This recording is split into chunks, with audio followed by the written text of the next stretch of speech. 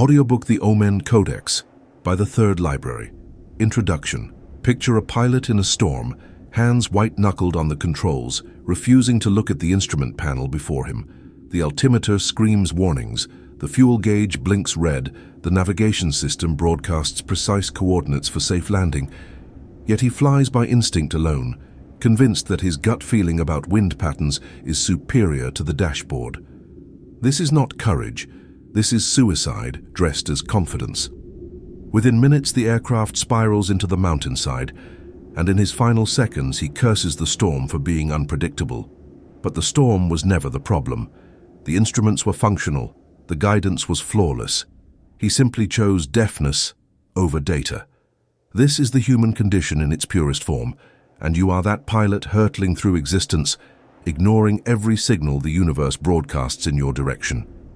We have been taught that reality is a silent, mechanical void, a stage upon which we perform our dramas, while an indifferent cosmos watches without comment. This is the greatest lie ever sold to a sentient species. The universe is not silent, it is deafening.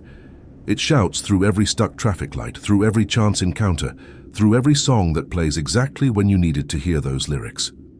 It screams through repeating numbers, through doors that slam shut in your face, through the sudden illness that forces you to cancel the trip you never wanted to take. Reality is not happening to you. It is communicating with you in a language more precise than any human tongue, and your inability to decode these transmissions has turned your life into a series of preventable collisions. The concept of coincidence is a linguistic escape hatch, a trapdoor through which we dump everything we cannot explain. When 3 people mention the same book in a single day, we shrug and call it random. When we think of someone and they call within minutes, we laugh nervously and change the subject. When every route to a particular destination becomes mysteriously blocked, we curse our luck and force our way through, never pausing to consider that we are being redirected by an intelligence that sees the roadblock ahead. We have normalized the insane position that we live in a chaotic universe where billions of variables align by accident, that the intricate dance of particles and probabilities produces meaning-shaped patterns purely by chance.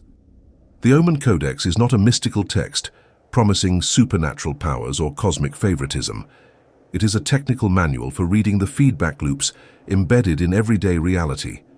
Every event in your life is a data point transmitted from a source you might call higher self, quantum field, God, or the algorithm, depending on your vocabulary preference.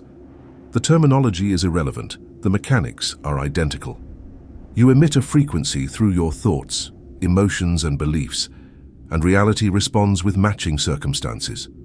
When that response appears to be negative, uncomfortable, or obstructive, you are not being punished. You are being course-corrected. The universe has no interest in your suffering, but it has infinite interest in your alignment, and it will use every tool available to steer you back toward your highest path. Most humans interpret this navigation system backwards. They see the closed door and assume they are unlucky. They experience the sudden delay and rage against inefficiency. They notice the repeating number and dismiss it as pattern-seeking behavior. They are like someone receiving detailed GPS instructions in a foreign language, hearing every turn-by-turn direction as meaningless noise, then wondering why they keep ending up lost. The signs are not subtle. We are deaf. The messages are not cryptic. We lack the decoder ring. And the cost of this illiteracy is catastrophic, measured not in dramatic disasters, but in the quiet accumulation of wrong turns, missed opportunities, and relationships pursued past their expiration date. This audiobook exists to make you fluent in the only language that matters, the syntax of synchronicity, the grammar of gut feelings, the punctuation of patterns that repeat until you pay attention.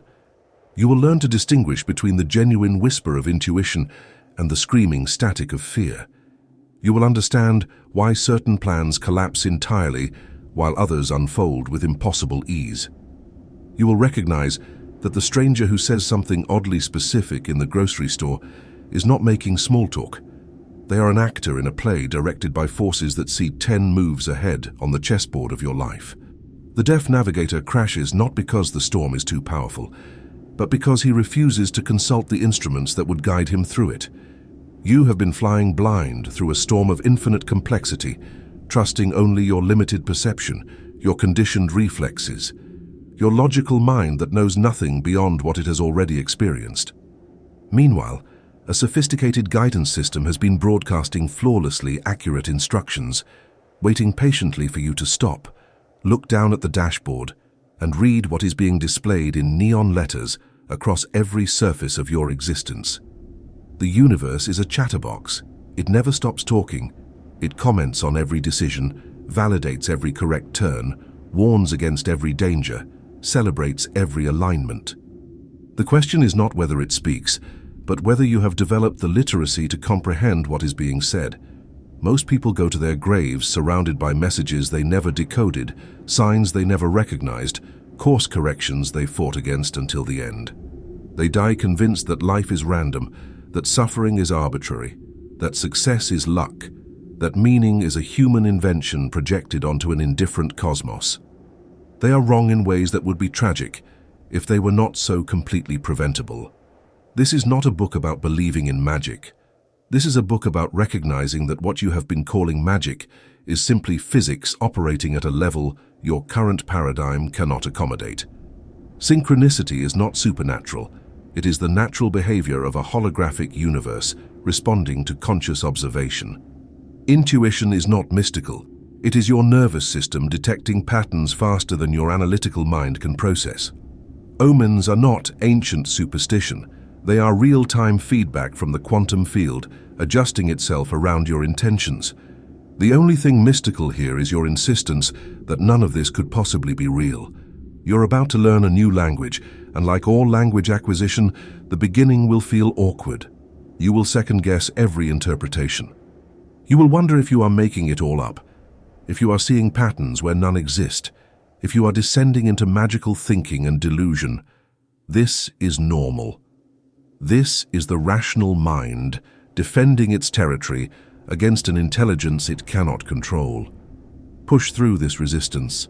The signs will become undeniable. The accuracy will become impossible to dismiss. And one day, very soon, you will look back at the person you were before this knowledge and marvel at how you survived so long while functionally blind. The instrument panel is lit up, the coordinates are clear, the navigation system is fully operational and has been since the day you were born. The only question that matters now is this: will you continue to fly blind through the storm, or will you finally look down at the dashboard and read what the universe has been trying to tell you all along? The choice, as always, has been yours from the beginning. But the flight path you choose next will determine whether you crash into the mountain or land safely in the clearing that has been waiting for your arrival since before you took off. Welcome to the Omen Codex. The translation begins now. Consider the pilot one final time, not as metaphor but as mirror. Every day you wake up and strap yourself into the cockpit of your life, you are making an identical choice. Trust the instruments, or trust the illusion of control. The instruments do not lie, they cannot lie. They are reflecting back to you the precise state of your trajectory, the exact distance to your destination, the immediate hazards in your path. When you ignore them, you are not being brave or independent. You are being actively foolish.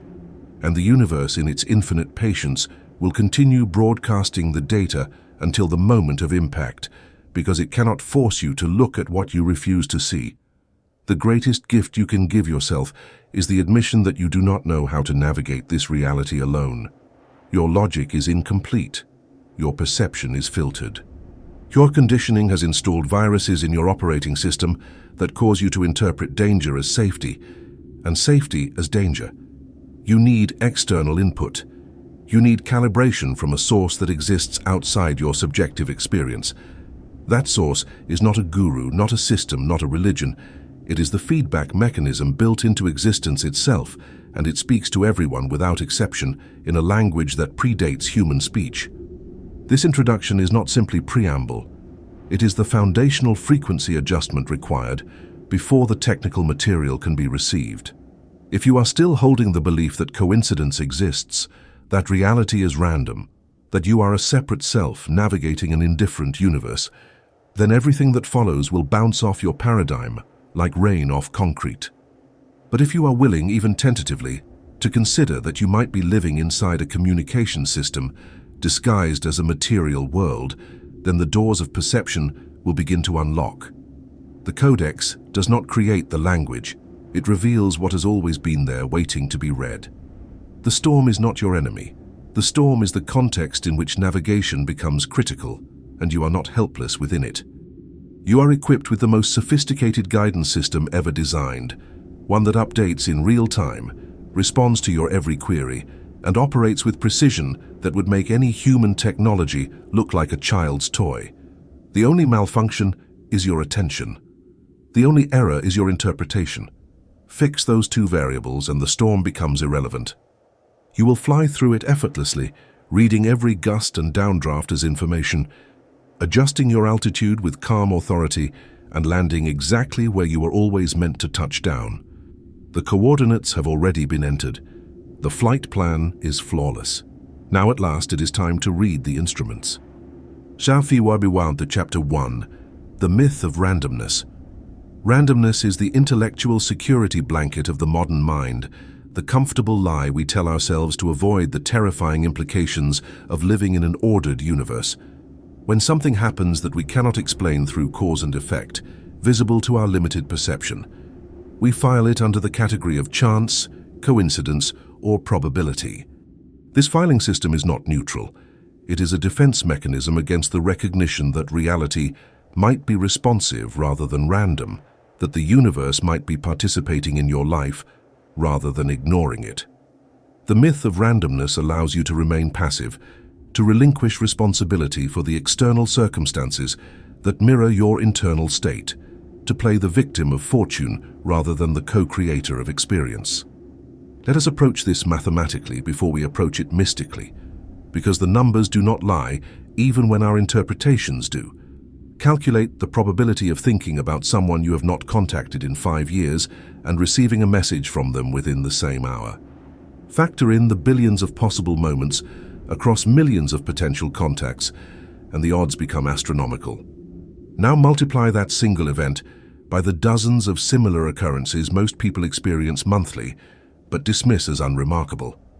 The mathematician would call this statistically impossible. The materialist calls it coincidence. The Codex reader calls it exactly what it is: confirmation of signal transmission and receipt between two nodes in a connected system. Carl Jung identified this phenomenon and named it synchronicity, defining it as meaningful coincidence that cannot be explained by causality. He observed that these causal connecting principles occurred far too frequently to be dismissed as random, and that they intensified around periods of psychological transformation or emotional significance. Jung was dancing around a mechanism he could sense, but not fully articulate. The universe operates as a feedback loop responding to the frequency broadcast by conscious beings. When you hold a thought, emotion, or intention with sufficient intensity, the quantum field reorganizes itself to produce external events that match that internal state. This is not magic. This is physics operating at the level of information rather than matter. Every event in your life is a feedback loop, reflecting your vibrational state back to you. When you stub your toe rushing out the door, this is not an accident. It is a physical manifestation of internal chaos, a check engine light alerting you that your system is operating in a state of frenetic imbalance. The stubbed toe is reality saying, slow down, recalibrate, you are moving from stress rather than flow. But instead of reading this signal, you curse the furniture, grab your keys and continue rushing, ensuring that the next feedback loop will be more intense because the first message was ignored. The universe escalates its communication when the gentle signals are dismissed as coincidence. Consider the person who repeatedly finds themselves in the same type of dysfunctional relationship despite changing partners. The materialist explanation is bad luck or poor judgment. The Codex explanation is pattern repetition designed to force conscious recognition of an unresolved internal frequency. You are not attracting the wrong people. You are broadcasting a signal that magnetizes specific archetypes until you resolve the core wound generating that transmission. The relationships are not random, they are assignments. Each one is a customized lesson plan reflecting back to you the exact frequency you are emitting, and they will continue to appear in different bodies until you decode the message and shift the transmission. The same mechanism operates in financial patterns, health issues, career obstacles, and geographical relocations. When someone says they are unlucky with money, they are describing a consistent feedback loop they have misidentified as random misfortune. They are broadcasting a frequency of scarcity, unworthiness, or financial anxiety. And reality is responding with circumstances that match that transmission. The bills, the unexpected expenses, the income that never quite covers the costs, these are not cosmic punishment or bad luck. They are mirrors held up by a universe saying, "This is what you are radiating," and until you change the signal, the reflection cannot change. The destruction of the randomness myth requires the acceptance of a reality that many find more uncomfortable than chaos. You are responsible. Not morally responsible in the sense of deserving punishment, but operationally responsible in the sense of being the broadcaster of the frequency that generates your experience. This is uncomfortable because it removes the luxury of victimhood, the comfort of blaming external circumstances for internal states. It means that when you experience a string of closed doors, you cannot simply curse your luck. You must ask what frequency you are broadcasting that requires this particular form of redirection. Quantum physics has already proven that observation affects outcome, that the act of measurement collapses probability into actuality, that consciousness is not separate from the material world, but fundamentally entangled with it. Yet we continue to live as though our thoughts exist in a sealed container inside our skull, having no effect on the external world. This is willful blindness. Every thought is a broadcast. Every emotion is a frequency transmission. Every belief is a reality-shaping filter through which the quantum field organizes itself. You are not observing reality. You are participating in its construction moment by moment, and the events that appear to happen to you are happening because of you, through you, for you. The person who understands this lives in a different universe than the person who does not. When they experience a setback, they do not ask, "Why is this happening to me?" They ask, "What am I broadcasting that requires this response?" They scan their internal state for misalignment, for fear masquerading as logic, for attachments that need releasing. They treat external circumstances as diagnostic feedback rather than random punishment. And because they adjust their frequency rather than fighting the reflection, their reality shifts with a speed that appears magical to observers, but is simply mechanical to practitioners. Here is the test that will prove this to you empirically. For the next 7 days, monitor your internal state and your external circumstances with forensic attention. When something goes wrong, do not reach for the explanation of bad luck. Instead, ask yourself what you were thinking, feeling, or believing in the hours or days before this event occurred. You will begin to notice correlations so precise they will unsettle you. You will see that the morning you woke up anxious about money, you received an unexpected bill. The day you spiraled into thoughts about relationship inadequacy, you encountered evidence that seemed to confirm it. The moment you decided to trust a new direction, opportunities appeared that were statistically improbable. This is not confirmation bias, though your rational mind will attempt that dismissal. Confirmation bias requires selective attention to data that supports a pre-existing belief. What you are about to experience is the opposite. You will notice that reality responds to your frequency even when you do not believe it should, even when you are not looking for signs, even when you would prefer it did not work this way. The correlations will become undeniable because they are not psychological projections. They are mechanical operations of a responsive universe functioning exactly as designed. The myth of randomness dies hard because it protects us from power we are not sure we want. If events are random, we are helpless but blameless. If events are responsive, we are powerful but accountable. Most humans prefer helplessness with innocence to power with responsibility, and so they cling to the randomness story, even as their life provides overwhelming evidence against it. They will experience the same lesson in 10 different costumes and still call it coincidence. They will notice the pattern, feel the chill of recognition, and then immediately rationalize it away because accepting it would require a complete overhaul of their worldview. But you are reading this, which means some part of you is ready to abandon the comfort of chaos for the precision of pattern. You are ready to see that the universe is not rolling dice with your fate, but responding to your frequency with mathematical exactness. You are ready to stop being a passive victim of circumstance and start being an active reader of the feedback loops that have been guiding you since birth. The transition from randomness to recognition is not comfortable, but it is accurate. And accuracy in navigation is the only metric that matters. The stubbed toe is not random. The missed train is not bad luck. The unexpected message is not coincidence. These are all coordinates in a guidance system you have been ignoring because you were taught to interpret them as noise. The universe is not silent, indifferent, or chaotic. It is communicating with precision and nuance in every moment, and your life up to this point has been shaped by your inability to read what is being transmitted. That changes now. The myth of randomness has served its purpose as a training wheels explanation for a reality you were not ready to navigate consciously. But training wheels must eventually come off if you want to ride at speed. The Codex is removing them now. Sattunt. Chapter 2. The Rule of 3.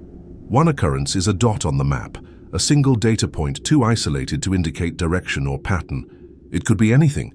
A random event, a neural misfire, a meaningless blip in the static of daily life. Your mind registers it briefly and moves on, filing it in the vast archive of forgotten moments that accumulate like dust in the corners of consciousness. This is appropriate caution. Reality is full of genuine noise, and not every spark is a signal fire. The amateur mistake is to read significance into every occurrence, turning yourself into a paranoid conspiracy theorist of your own existence, seeing messages in license plates and divine intervention in breakfast cereal. One dot proves nothing. One occurrence demands no action. It is simply data waiting to see if it will be joined by its siblings. Two occurrences create a line, a trajectory suggesting direction but still lacking the geometric certainty of pattern. When you think of someone and then hear their name mentioned by a stranger the next day, your attention sharpens slightly. When you see the same unusual symbol twice in unrelated contexts within a short time frame, a quiet alertness begins to form in the back of your awareness. This is your pattern recognition software beginning to boot up, your system detecting the possibility of signal emerging from noise. But two dots can still be coincidence, in the traditional sense, a genuine statistical anomaly requiring no interpretation. The line could be leading somewhere, or it could simply be two random points that appear connected through the optical illusion of proximity. Three occurrences form a triangle, and triangles are stable geometric structures that cannot be dismissed as chance alignment. When the same phrase appears in three separate contexts within a week, when three different people independently recommend the same book, without knowing you have been contemplating that exact topic, when a specific number begins stalking you across multiple platforms and locations, this is no longer the territory of probability. This is pattern, and pattern is language. The rule of 3 is the universe's way of ensuring you cannot miss the message while still respecting your free will enough to allow you the choice of interpretation. 3 is the threshold where plausible deniability ends and conscious acknowledgement becomes unavoidable. The number 3 appears throughout human mythology, religion, and symbolic systems, not by cultural accident, but because it reflects a fundamental principle of manifestation: thesis, antithesis, synthesis. Beginning, middle, end, birth, life, death, Father, Son, Holy Spirit, the triple goddess, the three jewels of Buddhism, past, present, future. Consciousness seems to require triangulation to confirm reality, to move from speculation to certainty, from possibility to actuality. And the universe, being fundamentally conscious and operating through principles that mirror our own perceptual architecture, uses this same structural requirement when communicating with us. 1 whisper can be ignored. 2 whispers can be rationalized. 3 whispers demand response. Ignoring the rule of 3 is not neutral. It is an active choice to remain unconscious despite being offered clarity. When you dismiss the third occurrence as coincidence, after having registered the first 2 with mild curiosity, you are essentially hanging up on a phone call that has been trying to reach you for days. The universe does not take offense at this, because the universe does not have an ego. But it does escalate its communication methodology, because you have demonstrated that subtle signals are insufficient for breaking through your attention threshold. What follows is what we might call forced correction, the tower moment, the crisis that cannot be ignored, the circumstance so dramatic and undeniable that it shatters your ability to continue on your previous trajectory. The tower is a tarot archetype representing sudden catastrophic change that destroys existing structures to make room for necessary transformation. It appears when you have ignored all gentle course corrections, when you have walked past every exit ramp that would have allowed you to change direction gracefully, when you have been so committed to your current path that reality must remove the path itself to get your attention. The job loss that forces the career change you were too afraid to make voluntarily. The relationship ending that frees you from a dynamic you lacked the courage to exit. The health crisis that demands the lifestyle overhaul you kept postponing. These are not punishments. These are interventions deployed when whispers have failed. Understanding the rule of 3 allows you to avoid the tower by responding to whispers instead of waiting for earthquakes. When you notice the third occurrence, you pause. You do not dismiss it. You do not rationalize it. You acknowledge it as communication and respond accordingly. If 3 people mention a specific geographical location, you research opportunities in that area. If 3 obstacles appear blocking a particular plan, you cease forcing forward and look for alternate routes the universe might be illuminating.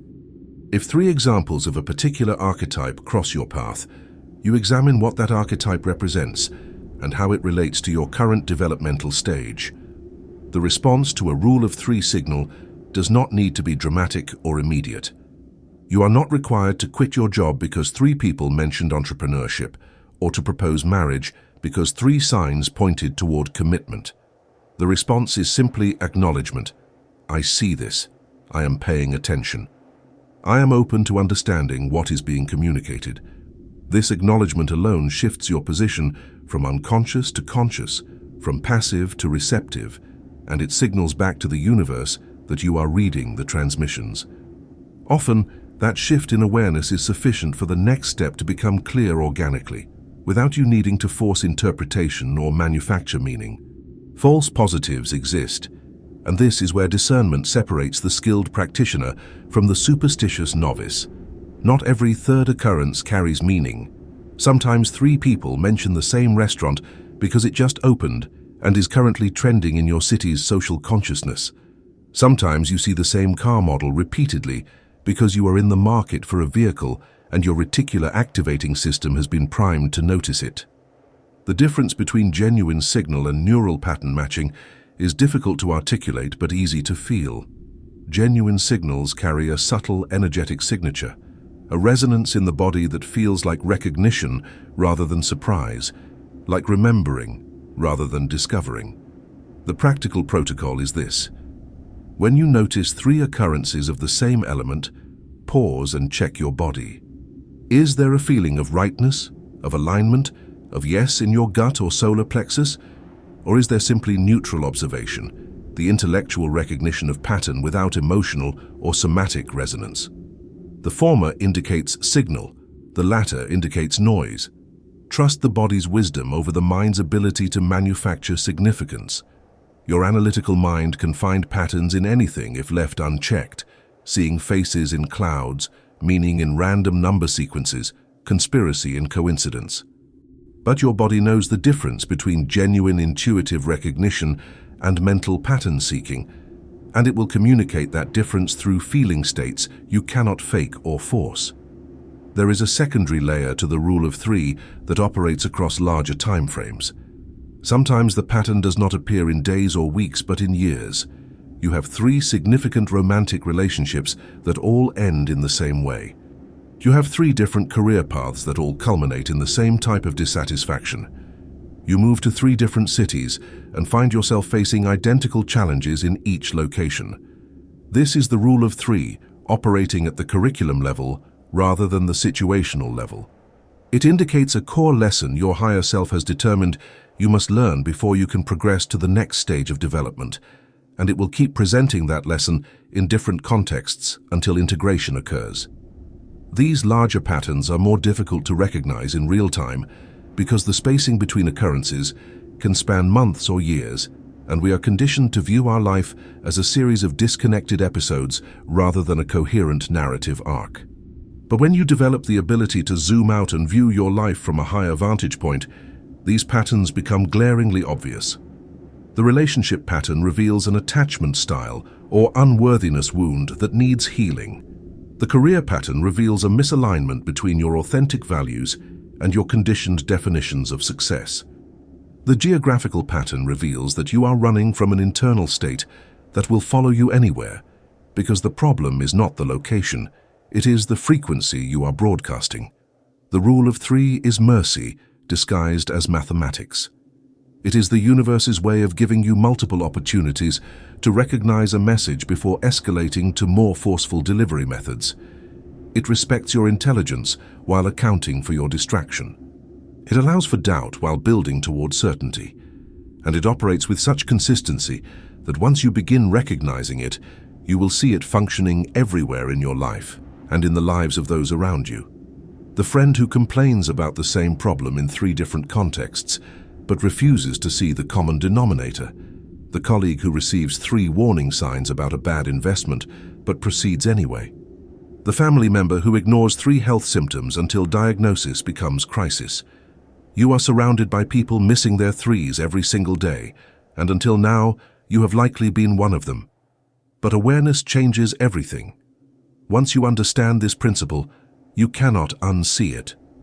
You will notice the first occurrence with mild interest, the second with heightened attention, and by the third you will be fully alert, scanning for the message beneath the message, seeking the guidance embedded in the pattern. And you will act, adjusting course with grace rather than waiting for the tower to force correction through crisis. The rule of 3 is a gift. Use it. Respect it. And most importantly, respond to it before the universe needs to send a 4th signal, because that signal will not be gentle. Chapter 3. The Closed Door. The closed door is perhaps the most universally experienced and universally misunderstood form of cosmic communication. A job application rejected, a relationship that ends abruptly, a business deal that collapses at the final hour, a geographical move that becomes impossible despite your best efforts. These moments feel like failure, like the universe conspiring against your happiness, like evidence that you are unlucky or cursed or simply not meant to have what you desire. This interpretation is precisely backwards. The closed door is not obstruction, it is protection. It is not denial, it is redirection. It is the GPS system detecting danger ahead and rerouting you through a safer passage, even though from your limited ground-level perspective, you can only see the blockage and not the reason for it. Imagine standing before a door you desperately want to open, pushing with all your strength while the universe pushes back with equal force to keep it closed. You interpret this resistance as a test of your determination, a challenge to overcome through persistence and willpower. You gather your strength, recruit allies, try different keys, ram your shoulder against the wood until you are bruised and exhausted. Meanwhile, the universe is not testing you. It is protecting you from what is behind that door. Perhaps it is a relationship that would have destroyed your mental health. Perhaps it is a career that would have consumed a decade before revealing itself as a dead end. Perhaps it is a geographical location where you would have been injured or would have missed the opportunity that is coming from a different direction. You cannot see this from your position, but the navigation system can. The amateur response to a closed door is to take it personally, to construct narratives of unworthiness and cosmic disfavor. I am not good enough, smart enough, attractive enough, lucky enough. The ego turns every rejection into evidence for its already held beliefs about limitation and lack. But the closed door is not a judgment of your value. It is a communication about alignment. This particular door, at this particular moment, is not calibrated to your frequency, your trajectory, or your highest good. Forcing it open would create misalignment, and misalignment generates suffering.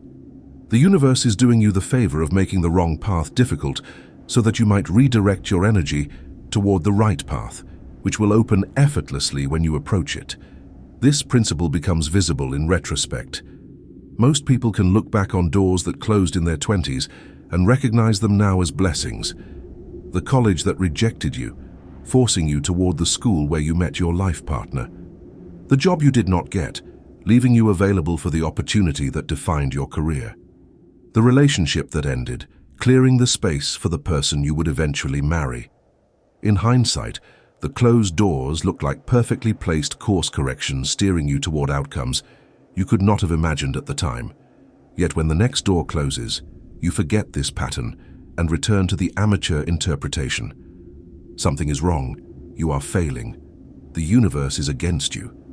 The master response to a closed door is immediate gratitude. Not performative gratitude, not fake it until you make it, spiritual bypassing, but genuine recognition that you have just been spared from a misaligned path. You say thank you to the universe for valuing your well-being enough to block the route you were convinced you needed. You release your grip on the doorknob, turn around and look for the window that has quietly opened behind you while you were focused on the obstruction ahead. Because this is the pattern. The universe does not close one door without opening another. The opening is always there, often more aligned with your authentic path than the door you were fixated on, but you will not see it if you are still pushing against the closed door with all your strength. The metaphor of doors and windows is not arbitrary. It reflects the actual mechanics of how redirection functions in a responsive universe. Doors are obvious, visible, socially recognized paths, the conventional career ladder, the culturally approved relationship timeline, the expected life trajectory. Windows are alternate routes that require flexibility, creativity, and trust. The unconventional opportunity, the relationship that does not fit the template, the path that has no map because you are the first to walk it. When a door closes, it is often because your soul's trajectory requires you to take the window, to develop qualities like resourcefulness, courage, and non-conformity that you would never cultivate if the easy door had opened. There is a critical timing element to closed doors that most people miss. Often the door is not closed permanently. It is closed for now. You are being held back because you are not yet ready for what is behind that door, or because the circumstances on the other side have not yet aligned, or because you need to develop specific skills or meet specific people before that particular opportunity will serve your growth. The amateur sees the closed door and assumes they have been rejected forever. The master sees the closed door and thinks, not yet, but the timing will become clear. They use the waiting period to develop themselves, to explore other options, to remain open to the possibility that the right door will reveal itself when the necessary conditions have been met. The most painful closed doors are often relational. The romantic connection that seemed perfect but ended abruptly, the friendship that dissolved without clear explanation, the family member who cuts contact. These hurt most because we invest identity and meaning in relationships, because we interpret connection as validation and disconnection as rejection. But the same principle applies. If someone is meant to be in your life long-term, no amount of circumstance will keep them out. If someone is meant to exit, no amount of effort will keep them present. The universe is orchestrating the cast of characters in your life with precision, bringing people in for specific lessons or exchanges, removing them when that function is complete, and keeping certain people out entirely because their presence would derail your trajectory. The protocol for the closed door is this: when you encounter undeniable resistance, stop pushing. Do not interpret this as giving up. Interpret it as course correction. Sit in stillness and ask, if this path is closed, what path is opening? Then watch. Within days or weeks, an alternate route will present itself, often one you would never have considered if the original door had opened. Follow that opening with curiosity rather than disappointment. Treat the detour as intelligence rather than inconvenience. And remain open to the possibility that years from now, you will look back on this exact moment as the pivot point where your life moved from good to extraordinary because you trusted the redirection instead of fighting it. There is a subcategory of closed doors called the premature exit, where you remove yourself from a situation before the universe closes the door externally. This is advanced practice. It requires the ability to sense misalignment before it manifests as obvious crisis, to read the subtle signals that this job, relationship, or living situation is no longer serving your growth, and to exit gracefully before circumstances force your hand. The person who quits the job 3 months before the company announces layoffs, the person who ends the relationship before it decays into mutual resentment. This is closing your own doors in alignment with intuitive intelligence, and it generates a different quality of transition, clean, conscious, and usually accompanied by an immediate opening elsewhere.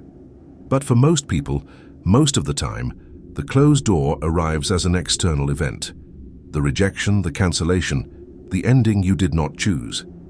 And in that moment, your response determines whether you spiral into victimhood or step into mastery. The victim says, "This always happens to me, I am cursed, nothing works out." The master says, "This door was not mine. Thank you for the clarity. What is mine will find me with ease." This difference in interpretation creates entirely different realities. The victim attracts more closed doors because their frequency broadcasts lack and resistance. The master attracts opening after opening because their frequency broadcasts trust and alignment. The closed door is not punishment. It is not evidence of unworthiness. It is not cosmic cruelty. It is navigation. It is a message from your higher self saying, "I see a path ahead that leads to stagnation, suffering, or delay. I am intervening on your behalf by making that path unavailable, freeing your energy to move toward the path that aligns with your highest timeline." You cannot always see the danger that has been avoided. You cannot know the opportunities you would have missed if you had succeeded in forcing the wrong door open, but you can develop enough trust to believe that the intelligence steering your life sees further than you do, and that every closed door is actually a loving act of protection disguised as rejection. Thank the door, turn around, and walk toward the window that has been waiting for you to notice it all along. Omen, Chapter 4, The Recurring Number. The phenomenon of recurring numbers, seeing 1111 on every clock, noticing 333 across multiple platforms, encountering 444 in addresses, receipts, and license plates with unsettling frequency, has been diluted by New Age interpretations that assign arbitrary meanings to each sequence without explaining the underlying mechanism. This has created a spiritual marketplace of angel number dictionaries, where people look up sequences like horoscope readings, searching for external validation rather than developing their own intuitive literacy. The Codex approach strips away the mystical decoration and examines this phenomenon mechanically. Recurring numbers are not messages from angels or interdimensional beings sending coded transmissions. They are synchronization signals, indicating that your consciousness has achieved temporary coherence with a higher order pattern. Think of your reticular activating system, the neural network responsible for filtering relevant information from the constant deluge of sensory input bombarding your nervous system every second. The RAS is why you suddenly see the same car model everywhere once you decide to buy that vehicle. Why pregnant women notice other pregnant women with inexplicable frequency. Why you hear a new word and then encounter it 5 times in the following week. This is not the universe suddenly producing more instances of that thing. It is your attention being primed to notice what was always there. Recurring numbers operate on this same principle, but with an important distinction. You are not consciously priming your attention to notice them. The recognition happens spontaneously, which indicates that something at a level beyond conscious intention is orienting your awareness toward these temporal markers.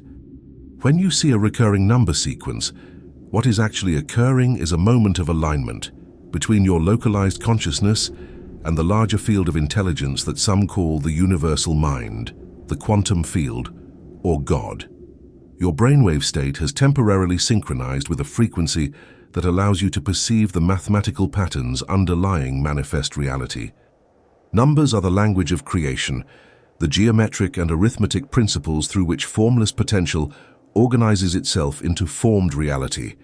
When you become attuned to recurring numbers, you are essentially seeing the source code briefly become visible through the rendered interface of your everyday experience.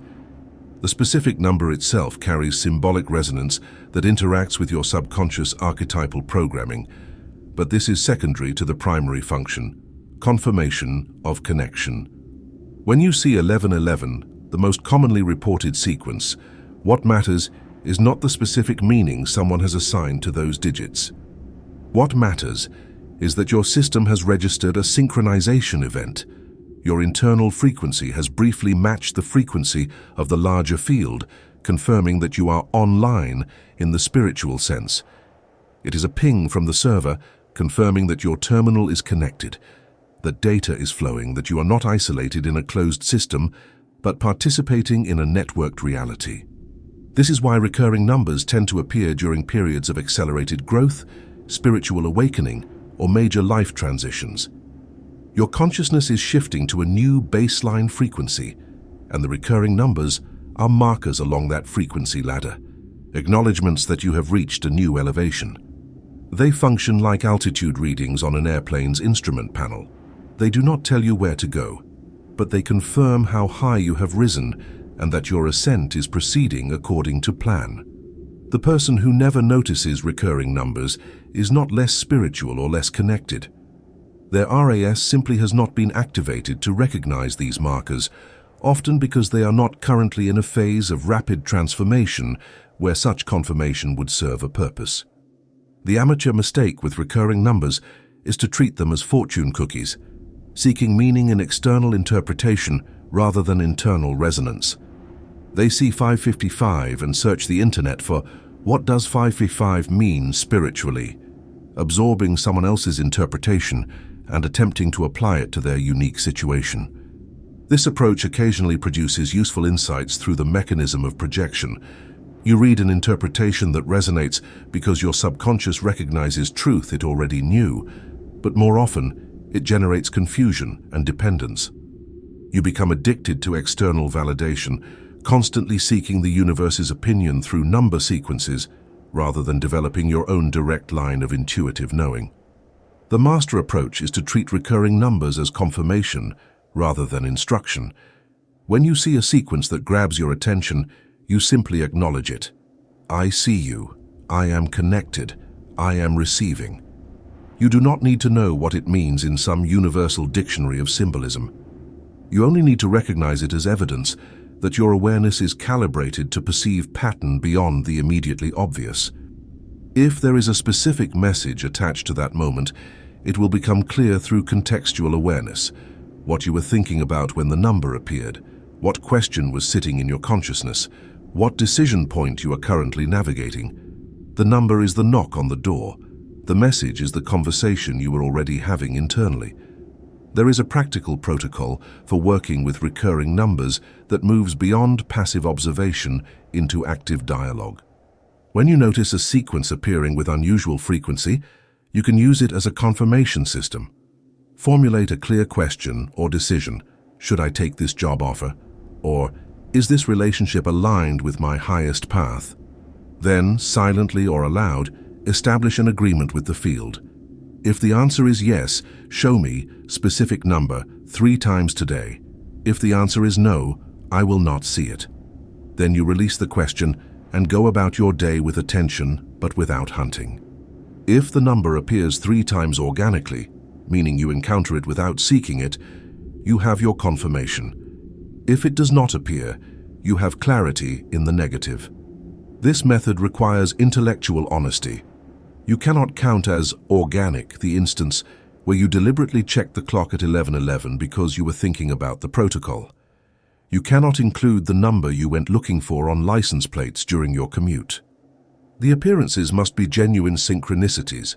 You glance at your phone for an unrelated reason, and the time is 3:33, you receive a receipt where the total is 444, you are given an address that contains your confirmation number. The field responds to this type of request with remarkable reliability, but only if you maintain the integrity of the agreement by not manufacturing false positives through confirmation bias. The skeptical mind will argue that you are simply priming your RAS to notice the number you are looking for, and that the appearances are therefore meaningless. This argument would be valid if the numbers appeared randomly throughout the day, according to their natural distribution in the environment. But what practitioners consistently report, and what you will confirm through direct experimentation, is that the confirmation numbers appear with timing and context that defies normal distribution patterns. They cluster specifically around the moments of decision, appear in combinations that carry personal significance, and cease appearing once the message has been received and acknowledged. This is not pattern matching. This is pattern generating in response to conscious request. There is a shadow side to recurring numbers that must be addressed. Obsession. Some people become so fixated on these signals that they lose contact with direct embodied experience, constantly scanning the environment for numerical validation rather than trusting their own felt sense of rightness. They photograph every receipt, document every sighting, and build elaborate mythologies around their number sequences. This is a form of spiritual materialism, where the phenomena become idols, and the practitioner becomes dependent on external signs rather than developing internal knowing. The numbers are training wheels for intuitive perception, not the bicycle itself. Eventually, you develop enough trust in your direct connection to the field that you no longer need the numbers to confirm what you already sense. The recurring number is a bridge between the rational mind and the intuitive knowing, a phenomenon strange enough to capture attention but concrete enough to be documented and verified. It serves as evidence for the skeptical part of consciousness that reality might be more responsive than previously assumed, that coincidence might be communication, that you might actually be living inside an intelligence that notices your awareness and responds to it. Once that door of possibility has been opened, the numbers have served their purpose. You can still enjoy them as momentary confirmations of connection, as friendly winks from the universe acknowledging your presence, but you are no longer dependent on them for navigation. You have learned to read the more subtle signals that flow constantly beneath the visible markers. The recurring number was the knock that got you to open the door. What matters now is the conversation happening in the room you have finally entered. Chapter 5. The Gut versus the Fear. The most critical skill in navigating the Omen Codex is distinguishing between genuine intuitive guidance and the sophisticated mimicry of fear disguised as wisdom. This distinction determines whether you follow the true north of your higher self or spend years obeying the dictates of trauma, conditioning, and survival programming masquerading as insight. The challenge is that both intuition and fear speak with internal voices. Both generate powerful somatic sensations, and both claim to be protecting your best interests. The difference between them is subtle in theory, but unmistakable in practice once you learn the signature of each. Intuition whispers, fear screams. Intuition is spacious, fear is contracted. Intuition guides, fear controls. Learning to detect these differences with precision is the difference between a life of flow and a life of friction. Fear is located in the survival brain, the ancient neural architecture designed to detect threats and mobilize defensive responses. It operates from the amygdala and floods your system with stress hormones that create a sense of urgency and danger. When fear speaks, you feel it primarily in your head and chest, racing thoughts, tightness in the throat, constriction in the lungs, accelerated heartbeat. The sensations are uncomfortable and demanding. Fear always provides elaborate justifications for its directives, constructing detailed logical arguments for why you should not take the risk, why you should stay small, why you should avoid the unknown. It references past pain as evidence for future danger and presents worst-case scenarios as inevitable outcomes. Fear speaks in paragraphs, offers multiple reasons, and requires you to explain yourself if you dare to disobey. Intuition, by contrast, is located in the gut and solar plexus, the physical center of your being that Eastern traditions call the hara, or lower dantian. This is not poetic metaphor. There is actual neural tissue in your digestive system, a second brain called the enteric nervous system that processes information independently of your cranial brain.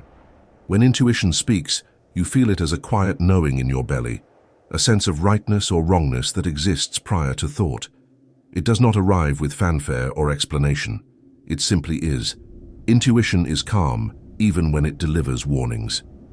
It might tell you do not get on that plane or do not date this person, but it does so with a detached neutrality, no hysteria, no catastrophizing.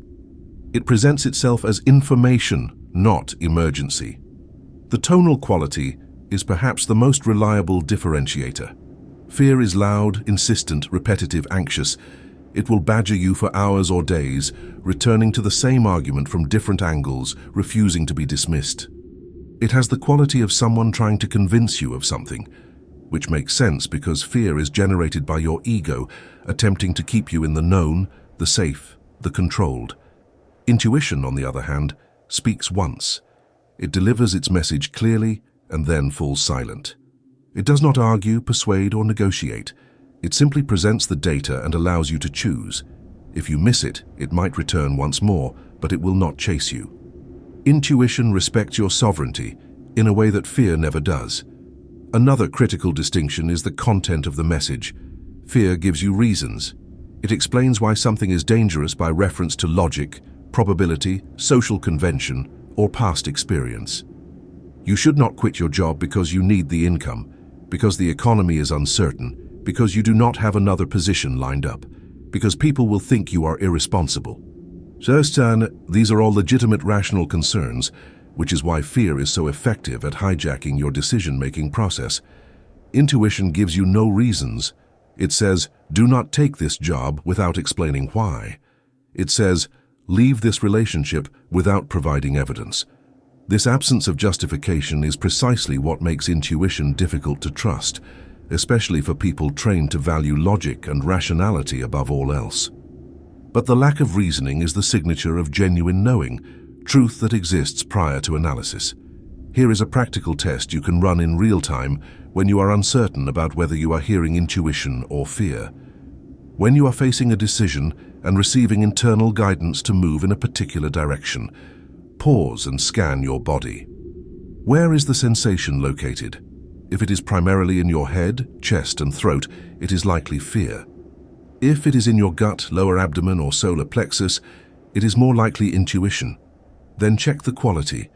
Is the sensation contracted and anxious, or is it calm and knowing? Fear feels like panic, even low-grade panic. Intuition feels like certainty. Finally, notice the language. Is your internal voice giving you multiple reasons and explanations, or is it simply stating a fact? Reasons equal fear. Simple knowing equals intuition.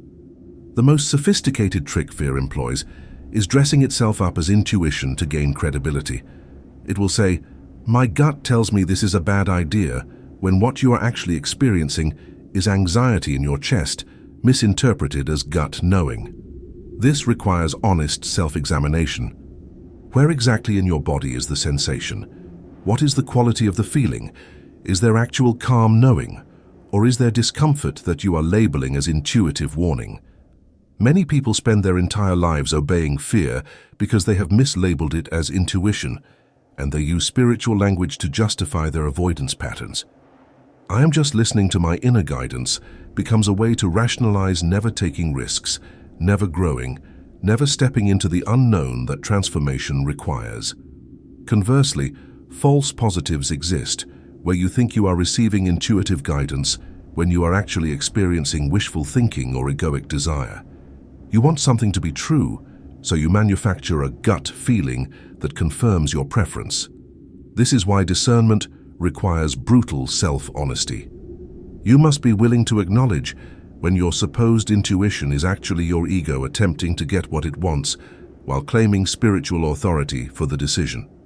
The way to check this is to examine your attachment to the outcome. If you desperately want a specific result, be suspicious of any intuitive message that aligns with that desire. True intuition is detached. It delivers information without preference for what that information means for your comfort or pleasure. There is a developmental progression in learning to distinguish fear from intuition that most people must go through. Initially, you cannot tell them apart at all. Everything internal feels like valid guidance. Then you begin to notice differences, but still frequently misidentify which is which. You learn through trial and error, following what you thought was intuition and discovering it led you astray, or ignoring what seemed like fear only to realize it was actually protective knowing. Gradually, through repeated experimentation and outcome tracking, you develop a somatic literacy that makes the distinction obvious. Eventually, intuition becomes unmistakable. You feel it arrive, recognize it immediately, and trust it without hesitation. This is mastery, and it cannot be rushed. It requires time, practice, and willingness to be wrong during the learning process.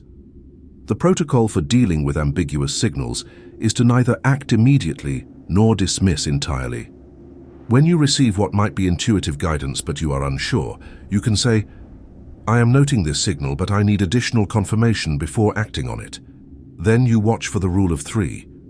If the message is genuine intuition, it will return in different forms through different channels, with enough repetition that uncertainty becomes impossible. If it was fear or wishful thinking, it will fade without additional support. The universe is patient with your learning process. It does not punish you for requiring confirmation before making major changes. It simply provides additional data until the message becomes undeniable. One final complexity must be addressed. Sometimes fear and intuition point in the same direction. Sometimes your gut says, "Do not do this," and your rational mind also has legitimate concerns. In these cases, the answer is clear: do not do the thing. When both systems agree, there is no ambiguity. The difficult moments occur when intuition says go and fear says stop, or vice versa. These are the crucibles where you discover whether you trust the wisdom of your higher self more than the safety protocols of your survival brain. There is no formula for these moments. There is only the choice to either stay in the known or step into the mystery, and that choice reveals what you actually believe about the nature of reality and your place within it. The gut versus the fear is not a battle to be won, but a discernment to be practiced. Both serve functions. Fear keeps you from genuinely stupid decisions like walking through dangerous neighborhoods at night for no reason. Intuition guides you toward aligned opportunities and away from misaligned detours. The goal is not to eliminate fear, but to understand its proper role, risk assessment based on empirical danger versus existential anxiety about the unknown. When fear is responding to actual threat, listen to it. When fear is simply resisting growth, override it with trust in your intuitive knowing. And always, always check your body. The flesh does not lie. The mind lies constantly, but the soma tells the truth. Learn its language, trust its signals, and let it guide you through the territory where maps do not exist. Marfa Chapter 6, The Stranger Messenger. The universe does not limit its communication to private mystical experiences or internal revelations. It frequently employs the most mundane and overlooked channel available, other human beings operating unconsciously as message delivery systems. The homeless person who shouts something oddly specific as you walk past. The child in the grocery store who says a phrase that directly addresses the question you were silently contemplating. The stranger at the coffee shop who strikes up conversation and casually mentions information that unlocks the solution to a problem you have been wrestling with for weeks. These are not random encounters. They are orchestrated moments where the universe borrows a mouth to speak directly to you, using people who have no conscious awareness they are performing this function. Think of reality as a massive theatrical production, and every person you encounter as an actor in a play, you are co-writing with your higher self. Most actors are playing their own scripts, focused on their own scenes, unaware of the larger narrative. But occasionally, the director needs to deliver a specific line of dialogue to the protagonist, and the most efficient method is to have an existing actor deliver it in passing. A single line that seems like casual conversation to them, but lands with precision in your awareness as exactly the message you needed to hear. The stranger has no idea they were used this way. They go about their day thinking they made small talk. Meanwhile, you have received intelligence that shifts your entire trajectory. The phenomenon is simultaneously mechanical and magical. On the mechanical side, every human being is broadcasting and receiving frequencies constantly through the quantum field. When your consciousness holds a question with sufficient intensity, you create a resonance pattern that magnetizes information toward you. People who carry relevant data are drawn into your orbit through the same synchronistic principles that govern all meaningful coincidence. They do not know why they felt compelled to speak to you, why they chose that particular cafe, why they veered from their normal route to walk past you at that moment.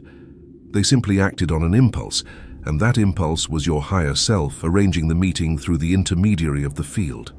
The stranger messenger appears most frequently during periods of confusion or decision paralysis, when you are stuck between options and desperately seeking external perspective.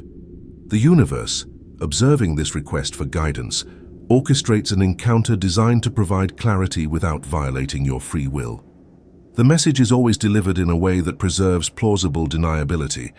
You can dismiss it as coincidence if you choose, or you can recognize it as direct response to your query. This is by design. Spiritual growth requires voluntary recognition, not coerced belief. The signs are obvious enough to be seen if you are looking, subtle enough to be missed if you are not. The content of stranger messages often has a peculiar quality. It is oddly specific to your situation, despite the speaker having no possible knowledge of your circumstances. A man waiting for the bus mentions that he just quit his corporate job to pursue art, and you have been wrestling with that exact decision for months. A woman in the pharmacy line talks about forgiving her sister after a long estrangement, and you have been stuck in resentment toward your own sibling. A teenager at the gym quotes lyrics from a song that perfectly captures the emotion you could not articulate. These moments carry a signature feeling of recognition, a sense of "how did they know?" that triggers alertness in your awareness. That feeling is the signal that this is not casual conversation, this is transmission. The protocol for receiving stranger messages requires a specific form of attention. You must cultivate peripheral awareness, the ability to notice what is happening in your environment while not appearing to be actively listening. When someone near you speaks, part of your consciousness scans the content for relevance to your current situation. This is not paranoid hypervigilance or invasive eavesdropping. It is simply remaining receptive to the possibility that the universe might be speaking through unexpected channels. Most people are so locked into internal dialogue or so focused on their immediate goals that they miss these moments entirely, walking past the messenger without registering the message. There is a specific subcategory of stranger messenger called the repeating phrase, where you hear the same sentence or word spoken by multiple unrelated people within a compressed time frame. Someone on the train mentions Portugal. An hour later, a podcast you are listening to discusses Portuguese culture. That evening, a friend texts asking if you have ever considered traveling to Portugal. This is the rule of three operating through human speech, and it functions as a directional beacon. The repetition is telling you to research this topic, to consider this location, to investigate why this word is suddenly dominating your auditory field. Often the guidance is not literal. You're not necessarily supposed to move to Portugal, but symbolic, pointing toward themes or qualities associated with that word. The stranger messenger phenomenon becomes more pronounced as you acknowledge it. This is the mechanism of feedback between your consciousness and the field. When you recognize and validate synchronicities, you signal to the universe that you are paying attention, and the transmission increases in frequency and clarity. Conversely, when you dismiss these encounters as meaningless coincidence, the channel gradually closes because there is no point in broadcasting to a receiver that is not tuned in. This is not punishment. It is simple efficiency. The universe allocates bandwidth to those who demonstrate they are reading the data. False interpretations are possible and must be guarded against. Not every overheard conversation is a divine message. Sometimes people are simply talking, and your pattern-seeking mind manufactures significance where none exists. The way to distinguish signal from noise is through the feeling state that accompanies genuine synchronicity. True stranger messages arrive with a somatic jolt, a subtle energetic shift that you feel in your body as recognition. It is the same sensation you might experience when you read a sentence in a book that seems written specifically for you, or when someone articulates a thought you believed was uniquely yours. There is a quality of rightness, of alignment, of yes, this, that accompanies authentic transmission. The most powerful stranger messages often come from sources your rational mind would dismiss as irrelevant or unreliable. The drunk person, muttering wisdom you initially ignore. The child saying something profound that adults would categorize as nonsense. The person experiencing homelessness or mental illness who speaks truth with unfiltered clarity because their social conditioning has been stripped away. These messengers are particularly potent because their unexpected nature forces you to acknowledge that intelligence can flow through any channel, that the universe is not limited to credentialed experts or respectable sources. Truth is truth regardless of its delivery mechanism, and sometimes the most pure transmission comes from the mouths that society has taught you to disregard. There is also the phenomenon of the question answered before asking, where a stranger volunteers information that directly addresses an internal query you have not yet spoken aloud. You are silently wondering whether to accept a job offer, and someone at the next table says to their companion, "I am so glad I took that risk and changed careers." This is not telepathy in the science fiction sense, but it operates on the same principle. Your thought generates a frequency pattern in the field, and people sensitive to that pattern respond unconsciously, their speech aligning with your internal content without their cognitive awareness of doing so. It is as though they are reading from a script written by your higher self, delivering lines that move your narrative forward. The stranger messenger is democracy in divine communication. It removes spiritual hierarchy, proving that the universe does not speak only through monks, shamans, or credentialed teachers, but through anyone, anywhere, at any time. The dishwasher has the same capacity to channel wisdom as the guru. The child on the playground can deliver the insight that the professor could not. This levels the playing field entirely, requiring you to maintain humble receptivity rather than waiting for guidance from pre-approved sources.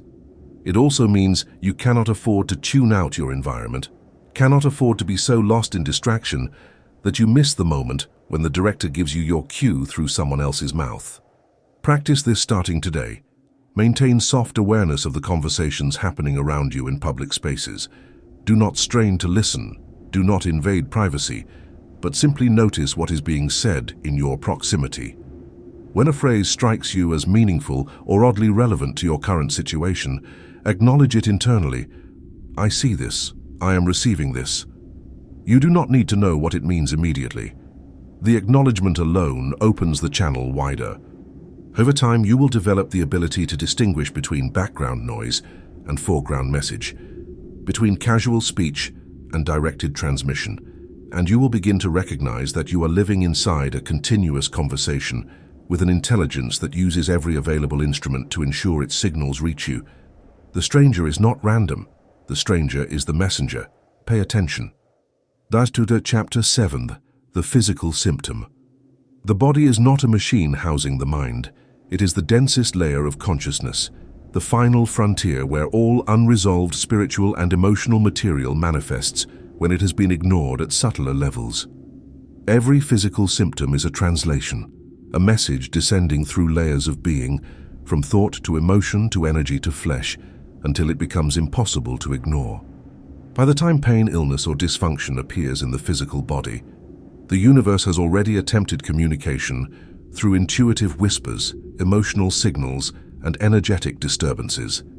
The body is the last resort, the megaphone the universe employs when you have ignored all quieter forms of guidance. It is not punishment, it is escalation. And learning to read physical symptoms as spiritual feedback rather than random biological failures transforms your relationship with illness from victimhood to communication. The metaphysical principle underlying somatic manifestation is straightforward. Energy follows attention, and blockages in consciousness create blockages in the body.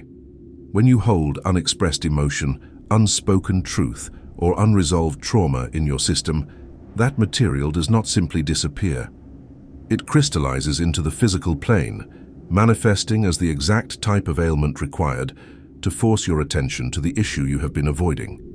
This is why specific symptoms correlate with specific psychological and spiritual blockages with remarkable consistency across cultures and individuals. The body speaks a universal symbolic language, and once you learn that language, you gain access to diagnostic information more precise than any medical test. Throat pain, tightness, or repeated infections indicate unspoken truth. The throat is the gateway between the internal and external, the channel through which your authentic voice emerges into the world. When that channel is blocked by fear, conditioning, or social performance, the body manifests the blockage physically. You develop chronic sore throats, laryngitis, thyroid issues, or constant throat clearing because your system is trying to tell you something needs to be said that you are refusing to speak. The cure is not antibiotics or lozenges. The cure is finding the courage to voice what you have been swallowing. The physical symptom will resolve spontaneously once the spiritual blockage is addressed, often within hours or days. Knee pain, stiffness, or injury points to inflexibility and ego rigidity. The knees allow you to bow, to bend, to humble yourself, to adapt to terrain. When you are locked into a position of stubbornness, when you refuse to yield or adjust your stance, despite clear signals that adaptation is required, the knees rebel. They force you to slow down, to reconsider, to literally get down on your level instead of standing above others in judgment or pride. Athletes who push through pain rather than listening to their body's wisdom frequently blow out their knees, and the injury is not random. It is the physical manifestation of ego overriding intuition. The recovery is not purely physical rehabilitation. It is the dissolution of the psychological rigidity that caused the injury. Back pain, especially in the lower back, is the signature of financial fear and lack of support. The spine is the structural support of the body, and when you feel unsupported by life, when you are carrying financial stress or anxiety about survival, the spine translates that burden into literal pain. The lower back, which corresponds to the root chakra and issues of safety and security, is where this manifests most intensely. The person with chronic lower back pain, who has tried every therapy without lasting relief, needs to examine not their posture, but their relationship with money, their trust in the universe to provide, their belief that they must carry everything alone. When that core fear is resolved, the back pain dissolves without physical intervention. Digestive issues, chronic bloating, IBS, stomach pain, reflect difficulty processing life circumstances or emotions. You use the exact same language. I cannot stomach this situation. This is hard to digest. My gut is in knots. This is not metaphorical, it is literal.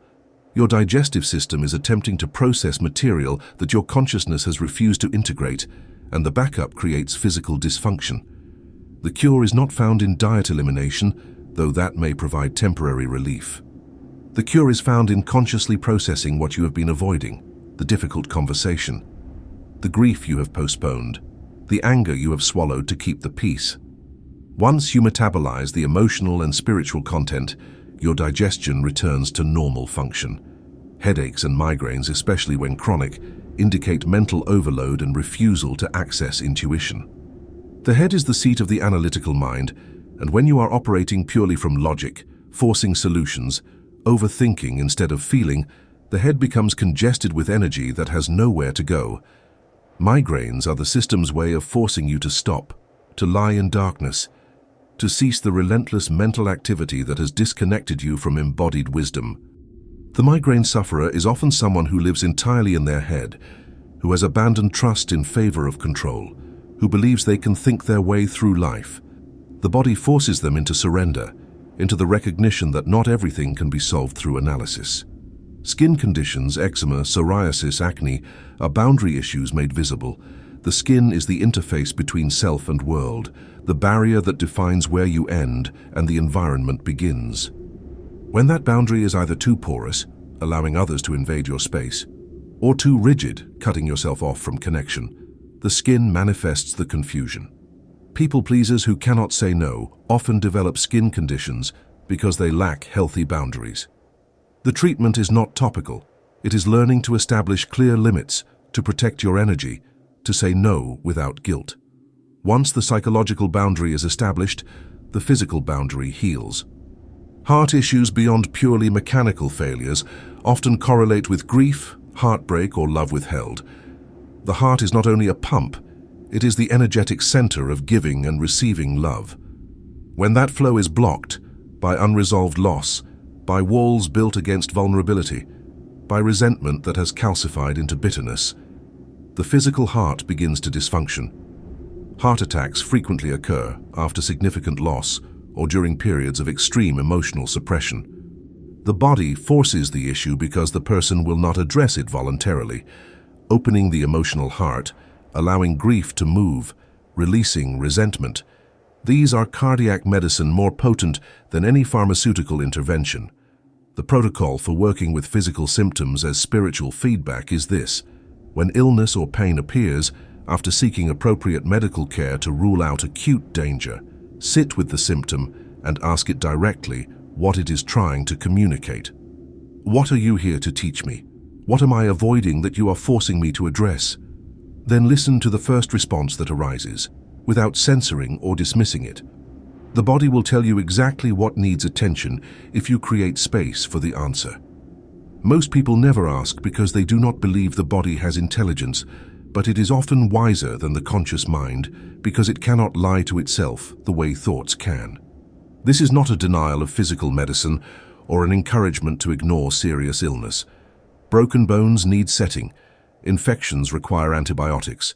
Surgery is sometimes necessary, but alongside physical treatment, the spiritual and emotional components must be addressed, or the condition will recur in the same or different form. The person who gets their knee surgically repaired, but does not address the ego rigidity that caused the injury, will blow out the other knee, or develop a different manifestation of the same pattern. Treating the physical symptom alone is like repainting a wall without fixing the leak causing the water damage. It addresses the visible problem while leaving the source untouched. The body is not your enemy, even when it is in pain. It is your ally, your oldest friend, the part of you most committed to your evolution, because it knows that unresolved material will eventually kill the organism if left unaddressed. Every symptom is an intervention, an attempt to force consciousness toward what needs healing. Listen to it, thank it. Ask what it needs. And when you address the spiritual blockage, watch how rapidly the physical manifestation can resolve. You are not a body with a soul. You are a soul with a body, and that body is speaking the language of your deepest truth in every moment. Learn to hear what it is saying, and you will prevent most illness before it manifests, because you will address the message while it is still a whisper, rather than waiting for it to become a scream. Lamikyo Chapter 8, The Sudden Delay. The missed train, the traffic jam, the alarm that fails to sound, the meeting that gets rescheduled at the last minute, these moments feel like frustrations, inconveniences that throw off your carefully constructed timeline and prove that the universe is either indifferent or actively malicious. This interpretation is comprehensively wrong. Sudden delays are not obstacles. They are time buffer injections, deliberate interventions by a navigation system that can see multiple moves ahead on the chessboard of causality. The universe is not slowing you down out of cruelty or randomness. It is holding you back to prevent collision with a danger you cannot perceive from your limited vantage point, or to synchronize your arrival with an opportunity that has not yet materialized at your destination. Think of reality as a vast transportation network with billions of moving parts, each trajectory intersecting with countless others in ways too complex for any individual consciousness to track. You are trying to catch a train at a specific time because your logical mind has calculated that this is the optimal schedule. But your higher self, which exists outside linear time and can observe the entire network simultaneously, sees that if you board that train, you will arrive at your destination 3 minutes before a drunk driver runs a red light at the intersection you would have been crossing. The delay that makes you miss the train is not bad luck. It is life-saving precision disguised as inconvenience. You will never know about the accident that did not happen to you. You will only know that you were inexplicably delayed. Or consider the alternative function, synchronizing arrival with opportunity. You are rushing to a networking event, desperately worried about being late, when every light turns red and traffic slows to a crawl. You arrive 15 minutes after you intended, frustrated and apologetic. But those 15 minutes were necessary, because the person you are meant to meet was also delayed by exactly 15 minutes. Had you arrived on time, you would have missed each other entirely. The universe orchestrated both delays to ensure your paths would cross at the precise moment required for the conversation that will change your career trajectory. You experience this as frustration. The field experiences it as choreography. The amateur mistake is to rage against delays, to interpret them as evidence that life is working against you, to add layers of stress and resistance to a situation that is actually protecting or aligning you. This resistance compounds the problem because your emotional state becomes increasingly chaotic, broadcasting a frequency of victimhood and frustration that attracts more friction. The master response is immediate acceptance. I am being held back for a reason I cannot see. This delay is intelligent. I trust the timing. This acceptance alone transforms the experience from suffering to curiosity. Instead of spending the delay in mental anguish, you remain present, observant, open to discovering why this pause was necessary. There is a critical distinction between delays imposed by external circumstances and delays generated by your own self-sabotage. When you oversleep because you stayed up until 3 in the morning binge-watching television, that is not divine intervention. That is consequence. When you are late because you did not plan adequately, that is not the universe conspiring to synchronize your arrival. That is poor time management. The Codex is not a philosophy of bypassing personal responsibility. It is a framework for reading genuine synchronicities, and those synchronicities occur when you are operating from intention and the delay arrives despite your best efforts. The car that inexplicably will not start, even though it was fine yesterday. The subway that stops between stations for no announced reason. The sudden weather that grounds your flight. These are external interventions, and they carry meaning. The way to distinguish between protective delays and opportunity sink delays is through the outcome. If the delay prevents you from being somewhere during a window when something negative occurs, that was protection. If the delay results in an encounter, conversation, or opportunity that would not have happened had you arrived on your original schedule, that was synchronization. Often you will not know which type it was until hours or days later, when you hear about the accident that happened at the time you would have been there, or when you meet someone who mentions they almost did not attend the event, but got delayed and arrived at the same moment you did. There is a subcategory of delay called the forced pause, where your entire trajectory grinds to a halt for days, weeks, or months, despite your desperate efforts to keep moving forward. You get injured right before a big project launch. You experience a sudden illness that keeps you bedridden during a period when you had major plans. Your car breaks down, your housing falls through, your funding disappears. Every attempt to proceed meets with impassable resistance. This is not punishment, this is renovation. The universe is not allowing you to move forward with your current trajectory because that trajectory is misaligned with your highest path. The forced pause is an intervention designed to make you stop, recalibrate, and reconsider before you invest months or years in a direction that will ultimately lead to dead ends or suffering. The forced pause is among the most difficult synchronicities to accept because it often arrives dressed as catastrophe. You lose your job right when you need the income most. Your relationship ends right before you were planning to get married. Everything you thought was solid suddenly collapses, and from ground level it looks like total failure. But from the aerial view of your higher self, this collapse is actually a controlled demolition. You asked for a mansion, so the universe is demolishing your shack. The structure you were trying to build was unstable, built on a misaligned foundation, and it needed to come down before the new architecture could be erected. The forced pause is the demolition phase. It will be followed by reconstruction, but only if you stop fighting the demolition and allow it to complete. The protocol for dealing with delays of any kind is radical trust. When you encounter resistance, instead of immediately pushing harder, pause and ask, "What is this delay protecting me from or synchronizing me with?" Then you wait with attention rather than frustration. You use the extra time productively, making a phone call you have been postponing, having a conversation with someone nearby, noticing something in your environment you would have missed if you had been moving at your planned pace. Often, the reason for the delay becomes obvious within minutes. Sometimes it takes days or weeks before the reason reveals itself, but in retrospect, you will always see that the delay was necessary, that forcing through it would have led to suboptimal outcomes. There is also the phenomenon of the cascade delay, where one delay triggers a series of subsequent delays in a domino effect that completely restructures your day. You miss your initial train, which makes you late for your first appointment, which causes you to reschedule your afternoon meeting, which means you are in a different location at the time when an opportunity presents itself that you would have missed entirely had you stayed on your original schedule. The entire cascade was orchestrated not randomly, but algorithmically. Each delay calculated to position you at the right place at the right time for an event you could not have planned for because you did not know it was coming.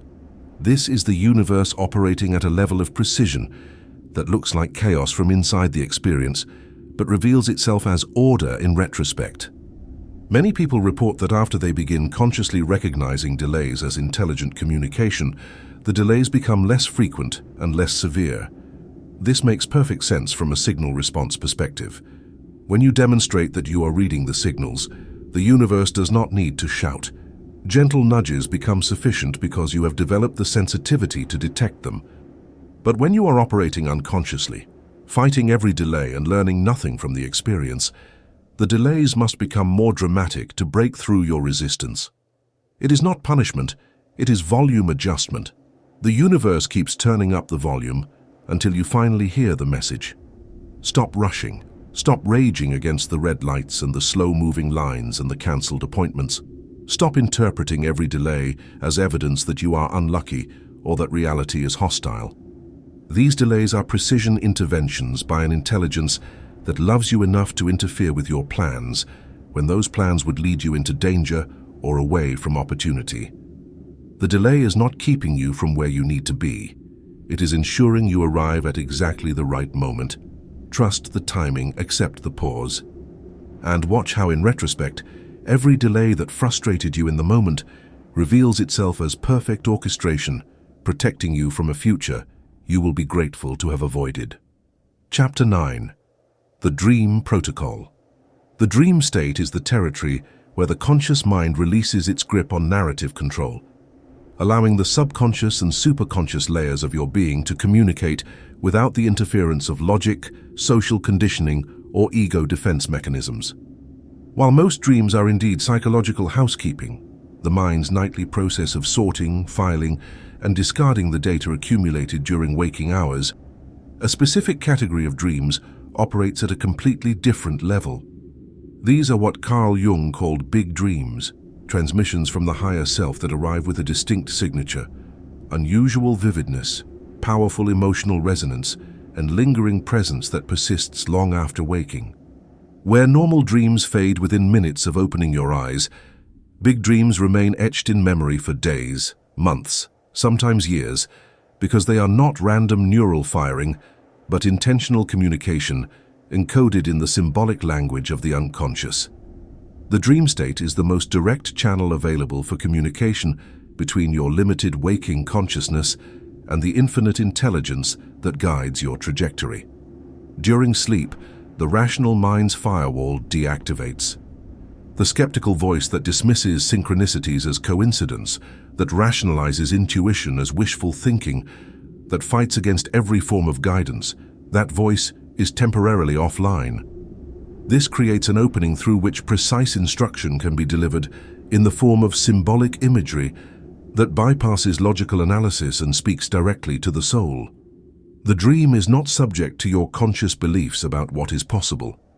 It can show you futures that have not yet manifested, reveal truths you have been denying, expose shadows you have been avoiding, and offer solutions to problems that seemed unsolvable from your waking perspective. The challenge is that dreams speak in symbol, not literal instruction. The subconscious mind does not think in words or linear narratives. It thinks in images, emotions, and archetypal patterns.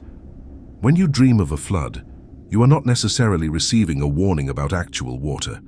You are being shown an emotional overwhelm that is building in your waking life. When you dream of flying, you are not being told to book a plane ticket. You are experiencing the energetic state of freedom and expansion that your soul is moving toward. The symbolism is fluid and personal, shaped by your unique psychological landscape and cultural conditioning. This is why dream dictionaries are almost useless. The image of a snake means something completely different to a person who loves reptiles versus someone with a phobia, to a Westerner versus someone from a culture where snakes represent wisdom. The protocol for working with dreams as spiritual guidance begins before sleep. As you are falling asleep, formulate a clear, specific question and hold it in your awareness as you drift into unconsciousness. The question should be genuine, something you actually need guidance on, not a test of whether this technique works. Show me the next step in my career. Reveal what I need to know about this relationship. Help me understand why I keep repeating this pattern. The phrasing should be a request, not a demand, and it should be simple enough to hold as a single thought. As you feel yourself sliding towards sleep, repeat the question internally, releasing it into the void like a message in a bottle cast into an ocean you cannot see. Then you wake up and write down the first image, sensation, or fragment you remember before your conscious mind fully activates. This is critical timing. In the hypnopompic state, that liminal zone between sleeping and waking, dream content is still accessible, still close to the surface. Within minutes of full waking consciousness, the dream begins to dissolve like fog in sunlight. And by the time you finish your morning routine, most of it will be irrecoverable. Keep paper and pen beside your bed specifically for this purpose. The moment awareness returns, before you move, before you check your phone, before you do anything else, reach for the pen and write down whatever you can grasp from the dissolving dream. Even fragments are valuable. Even single images or emotions are data. The first image is usually the answer encoded. You asked a question about your career, and the first image upon waking is of you standing in a garden. The answer is not literal. You are not being told to become a gardener. You are being shown the principle of cultivation, patience, tending things that grow slowly, working with natural cycles. You asked about a relationship, and the first image is a locked door. The answer: this path is closed for protection. Do not force entry. Redirect your energy. The subconscious speaks in metaphor because metaphor contains more information than linear statement. A single symbol can communicate what would require paragraphs of explanation in waking language. Big dreams have a different texture than regular dreams. They feel more real than waking reality, more vivid, more saturated with meaning. Colors are more intense. Emotions are more powerful. The narrative has a quality of coherence that normal dreams lack. Where typical dreams jump randomly between scenarios with no logical connectors, big dreams unfold with purpose, with structure, with the feeling that you are being shown something important. Upon waking, you feel different, sobered, awakened, changed in some fundamental way. This is the signature of transmission from the higher self. When you experience this, pay extreme attention. What you received is not entertainment, it is instruction. There is a category of prophetic dreams where you see future events with unsettling specificity. You dream of a conversation that happens word for word 3 days later. You dream of a location you have never seen and then encounter it during an unexpected detour. You dream of a person you do not know and meet them the following week. These are not paranormal anomalies. They are evidence that consciousness can access information outside the linear time stream your waking mind operates within. Your higher self exists in a state of expanded temporality, where past, present, and probable futures are all visible simultaneously. When it needs to communicate about future events, it shows you the relevant scenario in dream form, so that when it manifests in waking reality, you will recognize it as confirmation that you are on the right timeline. Recurring dreams carry particular importance because repetition indicates urgency. When the same dream or dream theme returns night after night, the message is being shouted at maximum volume. Your waking mind has been refusing to receive the communication, so the subconscious keeps sending it until you finally pay attention. The person who repeatedly dreams of being chased is running from something in waking life that needs confronting. The person who repeatedly dreams of being unprepared for an exam is operating in a state of chronic imposter syndrome that needs addressing. The content of the recurring dream points directly at the unresolved issue.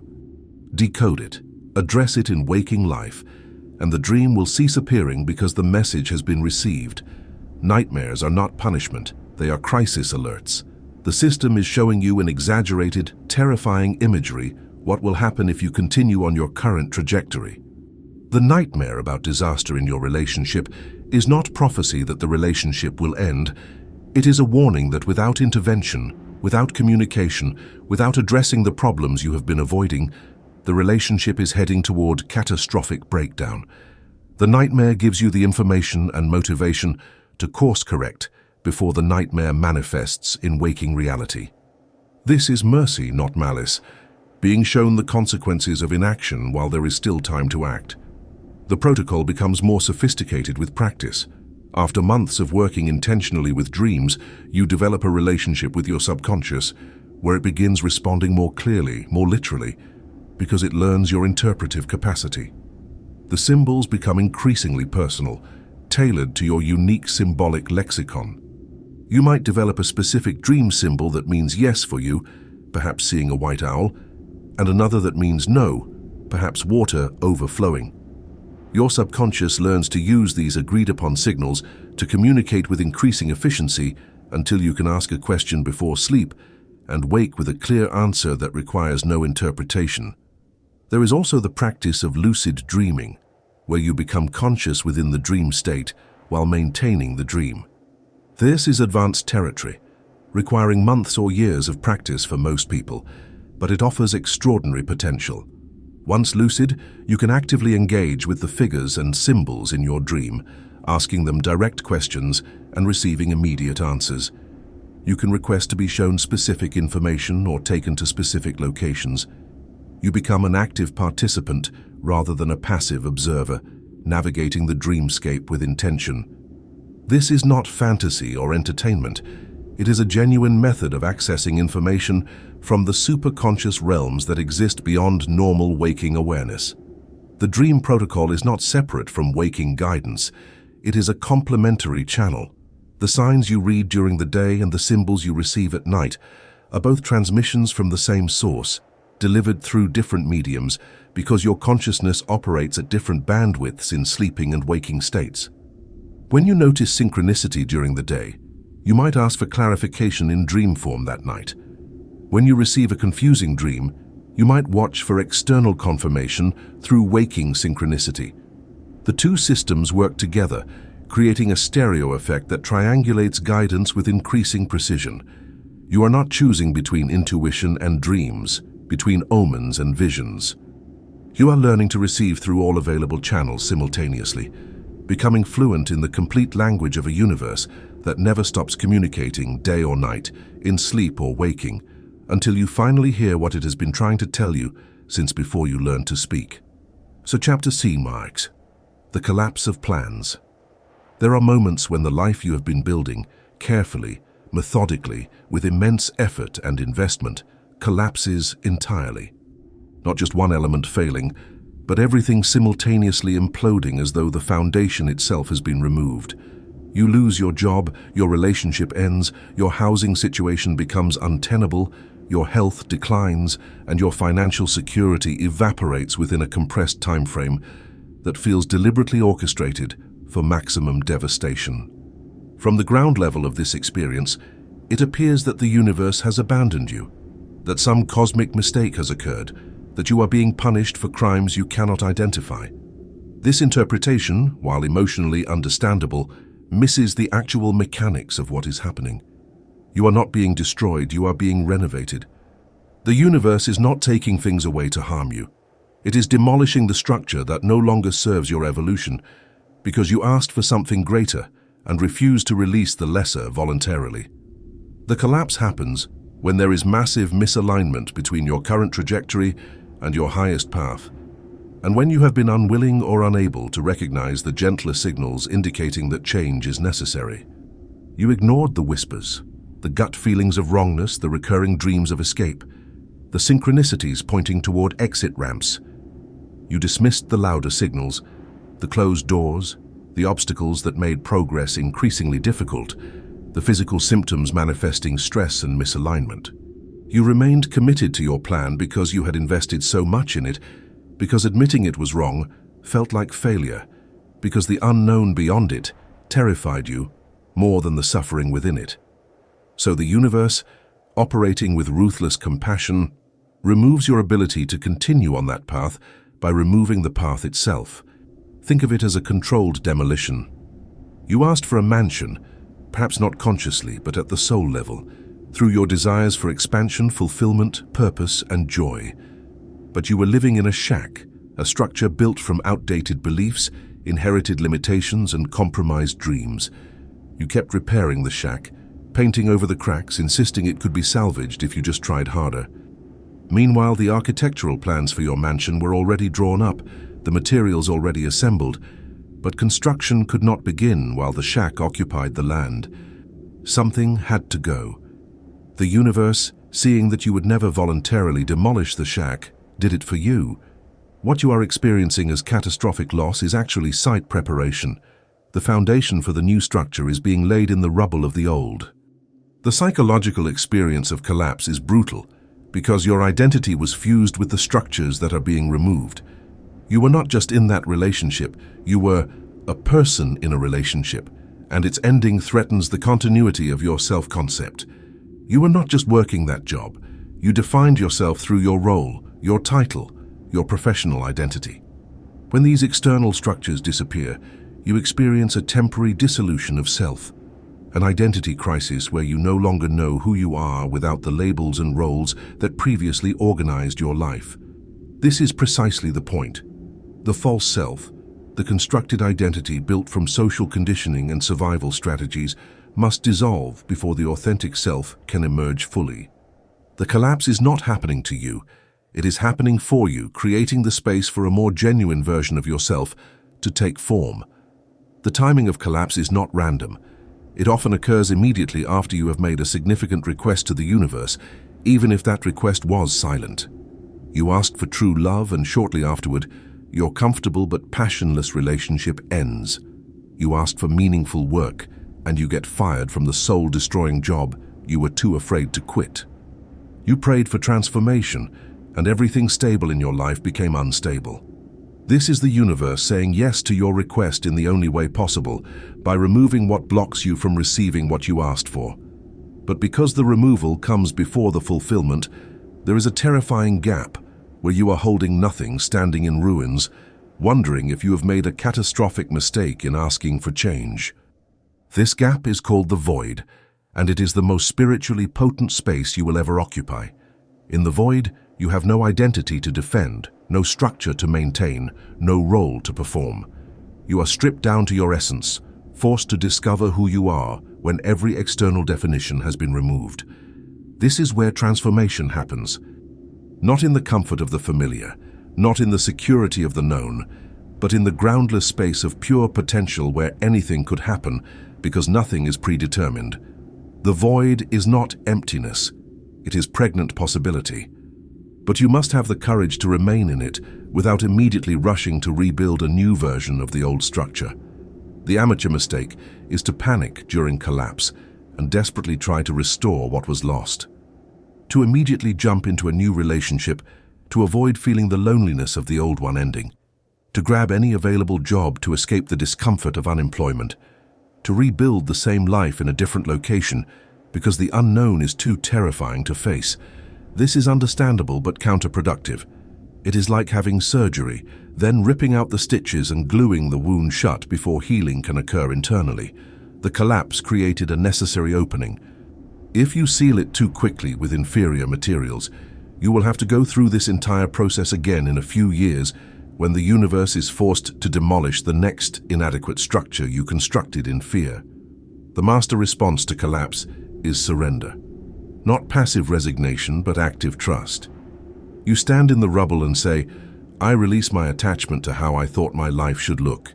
I trust that something better than I could design is being built through this destruction. I will remain in the void until the new path reveals itself organically, rather than forcing reconstruction out of fear. This is perhaps the most difficult spiritual practice, because every survival instinct screams at you to grasp for certainty, to rebuild immediately, to restore some sense of control. But control is what you are being asked to release. Control is the illusion that kept you in the wrong life for so long. During collapse, your only job is presence. You feel the grief, the fear, the confusion without numbing or bypassing. You sit with the discomfort instead of immediately medicating it with distraction, substances, or frantic activity. You allow the old identity to die without resuscitating it.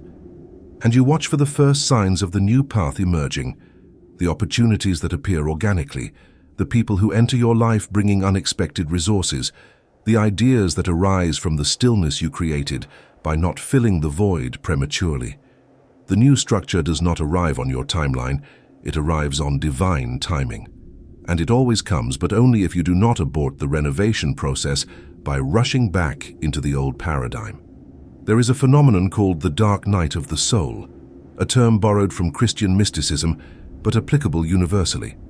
It describes a period where you cannot see the path forward, where God seems absent, where every previous source of meaning feels hollow. This is not abandonment.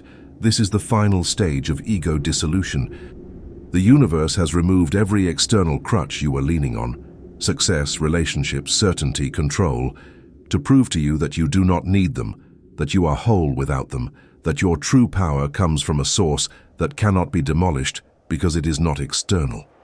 The dark night ends when you stop seeking salvation outside yourself and discover that what you were searching for was inside you the entire time, waiting to be recognized.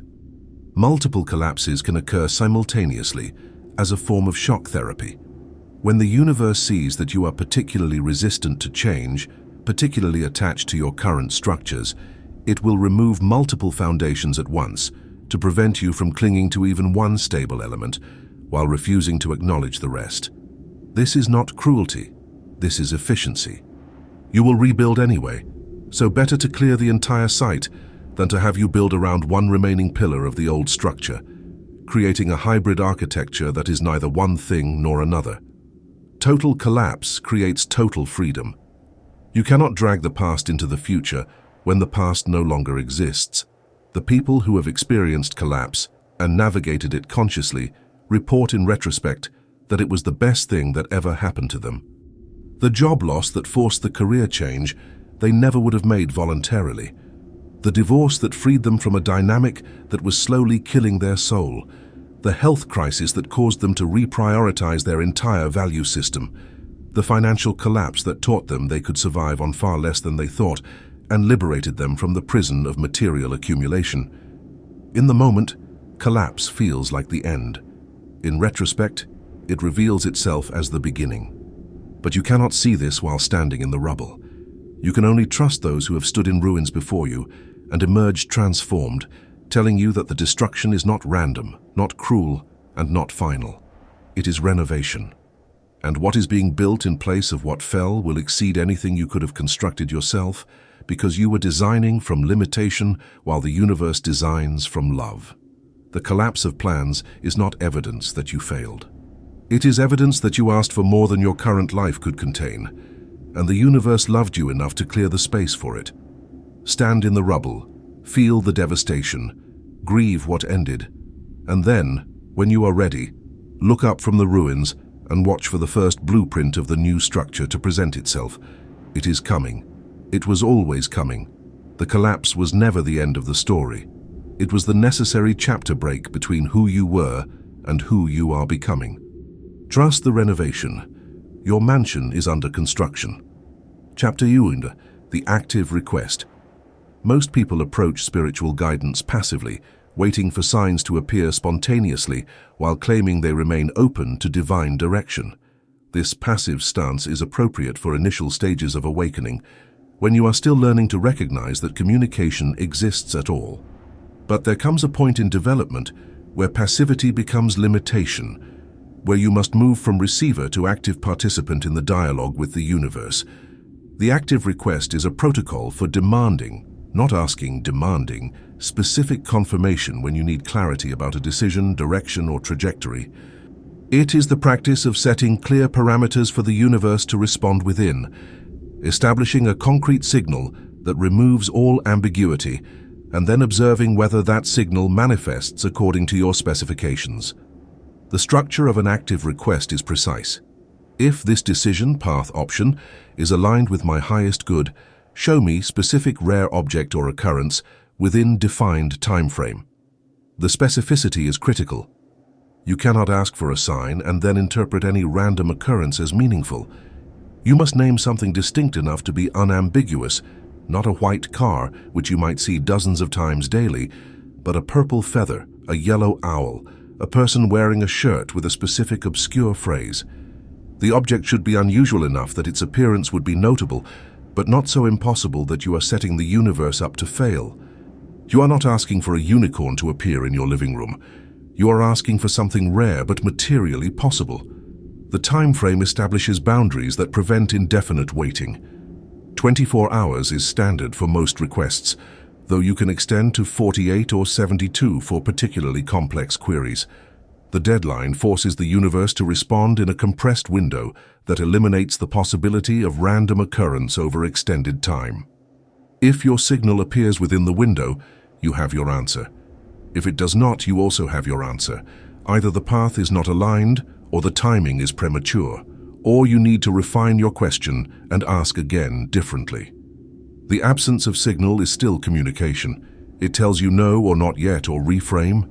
The critical discipline is honoring the protocol without cheating. You cannot actively hunt for your signal. You cannot spend the 24 hours driving around the city looking for the purple feather you specified, then claim you found it when you finally located one at a craft store. The signal must cross your path organically, appearing in the normal course of your day without you seeking it. This is not a treasure hunt. It is a test of synchronistic resonance. You state your terms, then you release the request and continue living, staying alert but not obsessed. If the signal is meant to appear, it will find you. Your job is simply to recognize it when it does. When the signal appears according to specifications, the feeling is unmistakable. There is a quality of impossibility to the timing or context that sends a chill through your system, a recognition that something non-ordinary just occurred. You asked for a yellow owl, and a child walks past you wearing a t-shirt with that exact image within 8 hours of your request. You asked for someone to mention a specific city, and 3 separate people bring it up unprompted in conversation the same day.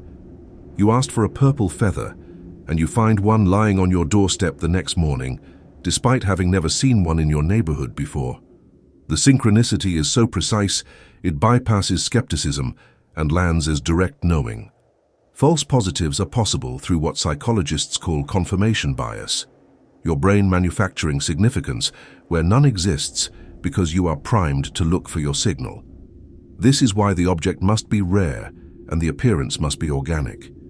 If you asked for a white feather and then go to a park where you know birds gather, finding a feather there proves nothing. But if you asked for a white feather with black spots and one blows onto your windshield while you are stuck in traffic, that precision indicates genuine signal rather than brain pattern matching. Trust your gut on this. The authentic synchronicity carries an energetic signature that feels different than manufactured meaning. You will know the difference when it happens. The active request works because it establishes a formal contract between your conscious will and the intelligence organizing synchronicity. You are essentially saying, I acknowledge that you can communicate. I am requesting specific communication in a form I will unambiguously recognize. Here are my terms. Please respond. This moves you from passive recipient to co-creator of the feedback system. You are not waiting for the universe to volunteer information. You are soliciting it directly and providing the format for response. This respects both parties' sovereignty. The universe remains free to respond or not respond, and you remain free to accept or reject the guidance based on whether the signal appears. Some traditions call this asking for a fleece, referencing the biblical story of Gideon who asked God for specific signs using fleece left on the ground overnight. One night wet fleece on dry ground, the next night dry fleece on wet ground, before he would act on divine instruction.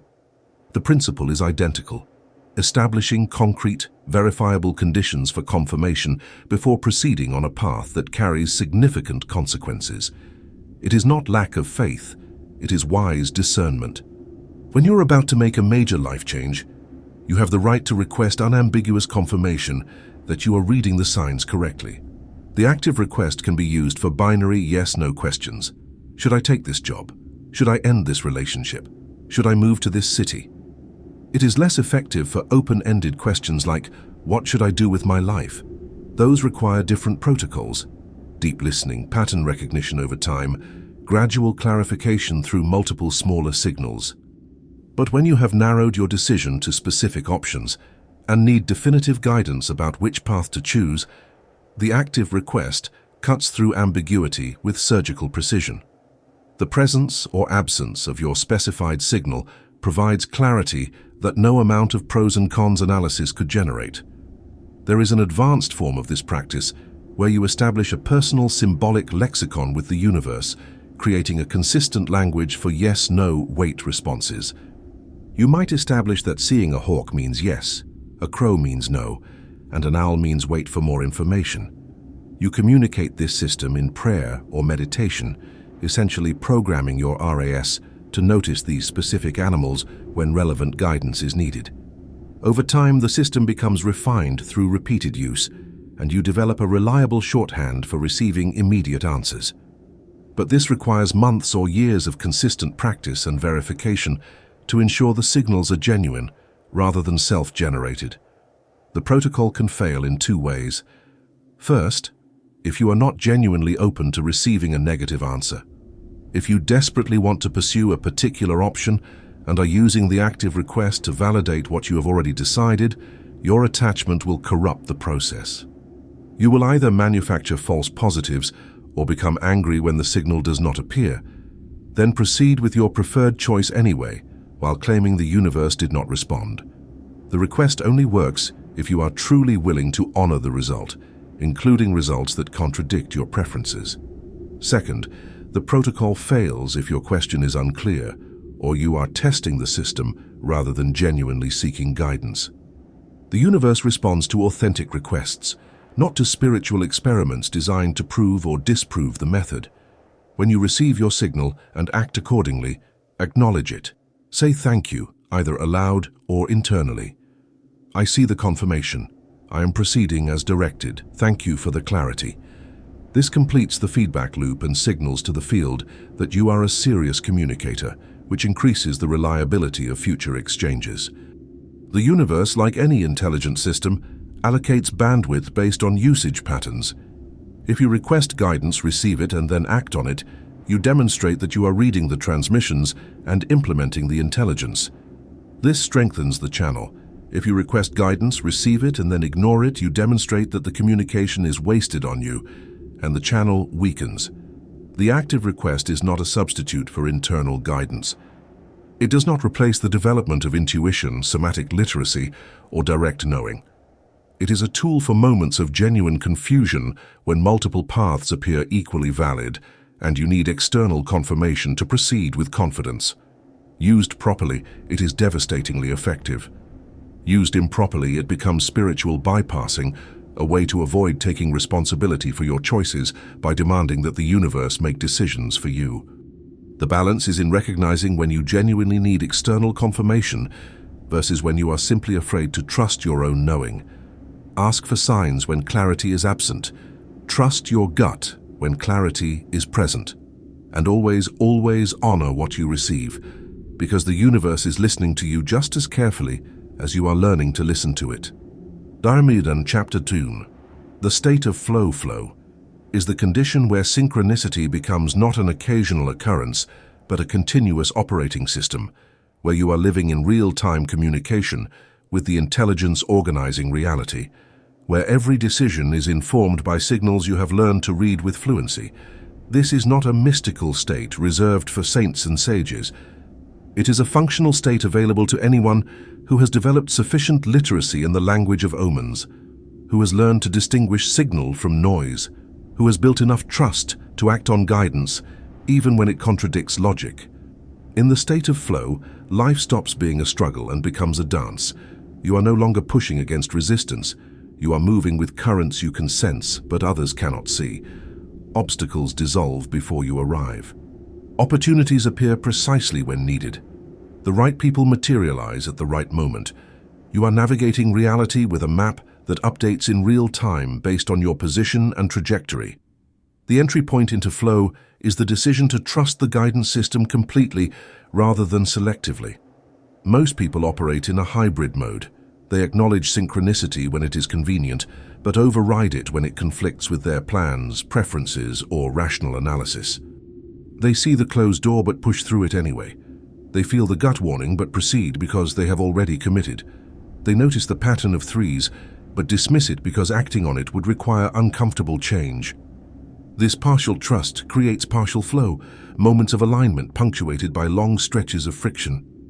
True flow requires total trust, the willingness to say yes to guidance even when you do not understand why, even when it appears to be steering you away from something you want, even when following it makes no logical sense.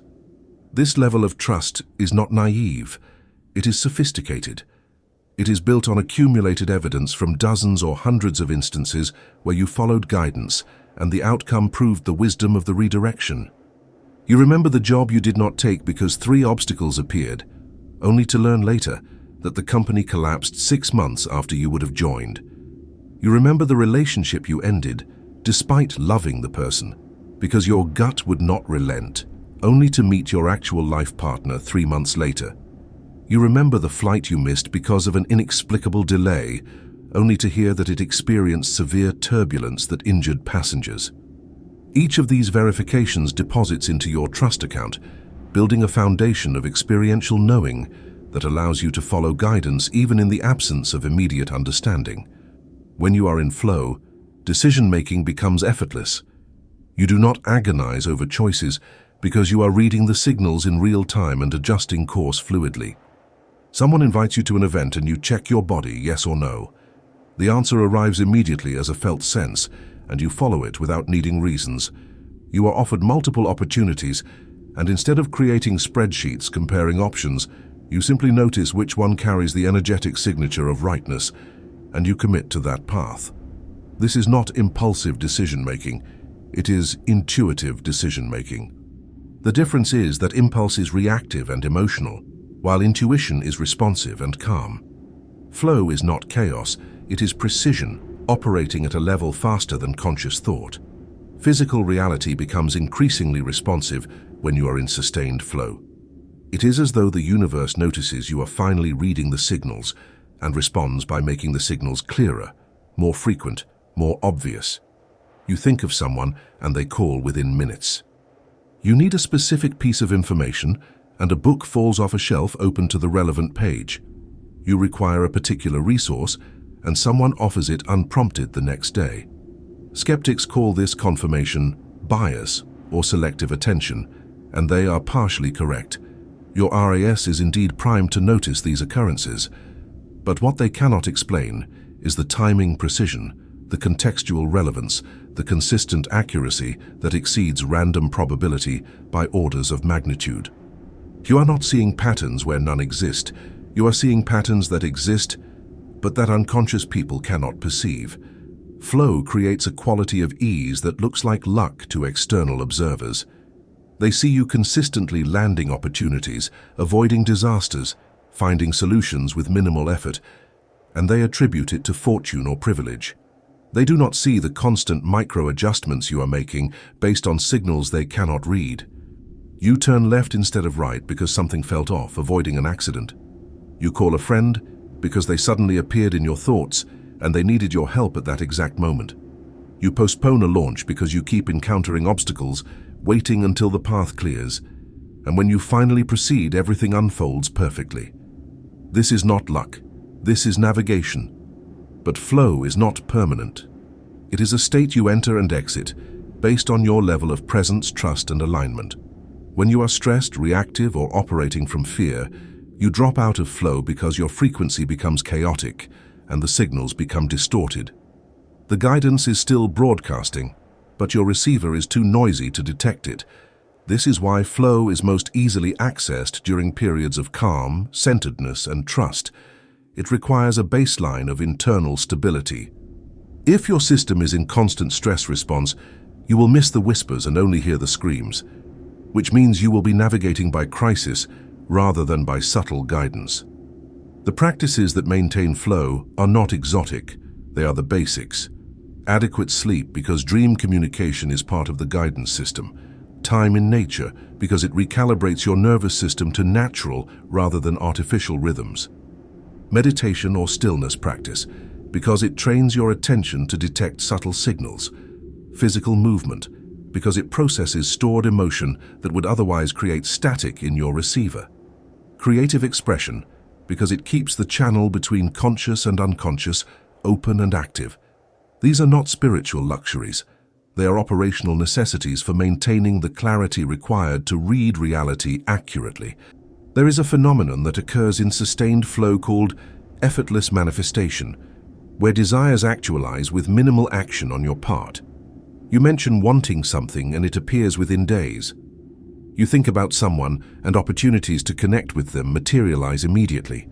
You require a solution and it arrives through synchronistic channels before you have even formulated a plan. This is not magic, it is alignment.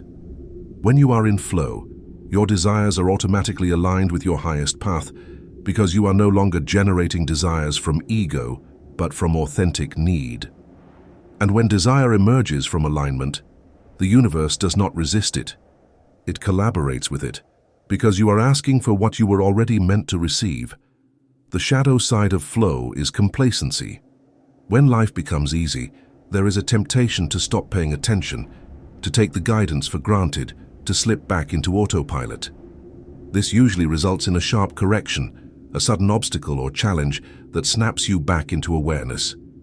The universe does not punish complacency, but it will not maintain your flow state for you. Flow requires active participation. You must continue reading the signs, checking your body, responding to guidance. The moment you stop engaging with the system, you drop out of it. Not as punishment, but as natural consequence. The channel closes when the receiver stops listening. Flow also requires releasing attachment to specific outcomes while maintaining clear intention. This is a subtle but critical distinction. You hold a clear vision of what you desire, but you remain unattached to exactly how or when it manifests. You allow the universe to deliver it through whatever channels are most aligned, even if those channels look nothing like what you expected. The person who is rigidly attached to a specific outcome will force it even when all signs point toward redirection, breaking flow through sheer stubbornness. The person in true flow maintains intention but allows infinite flexibility in how that intention manifests. Living in flow does not mean nothing difficult ever happens. It means that when difficulties arise, you interpret them as communication rather than punishment. You lose your job, but instead of spiraling into victimhood, you recognize it as redirection and watch for the opening. You experience a health challenge, but instead of only seeking physical treatment, you also examine what emotional or spiritual pattern the symptom is pointing toward. You encounter an unexpected obstacle, but instead of forcing through it, you pause and ask what you are being protected from or realigned toward. Flow is not the absence of challenge, it is the ability to read challenge as navigation. The ultimate expression of flow is what some traditions call wu-wei, effortless action or action in perfect harmony with the Tao, the natural order of things. You are no longer acting from personal will trying to impose itself on reality. You are acting from alignment with the larger intelligence that knows the optimal path. Your actions become perfectly efficient because they are not generating friction. You are not swimming against the current. You are swimming with it using minimal energy to cover maximum distance. This is why masters in flow often accomplish more while appearing to do less. They are not working harder. They are working smarter, aligned with forces that amplify rather than resist their efforts. The state of flow is your natural condition. It is not something you achieve through years of spiritual practice, though practice helps stabilize and maintain it. It is simply what happens when you stop fighting reality and start reading it, when you stop forcing your will and start aligning with will that sees further than you do. Every moment you are in flow is proof that you are not alone, not isolated, not navigating blindly through a hostile universe. You are in continuous dialogue with an intelligence that responds to you with precision, that guides you with love, that has been trying to steer you toward your highest path since the day you were born. The only question that remains is whether you will finally trust the navigation system enough to follow where it leads, or whether you will continue flying blind, ignoring the instruments, until the inevitable crash forces you to acknowledge what has been true all along. You were never meant to navigate this reality alone. The coordinates have always been available.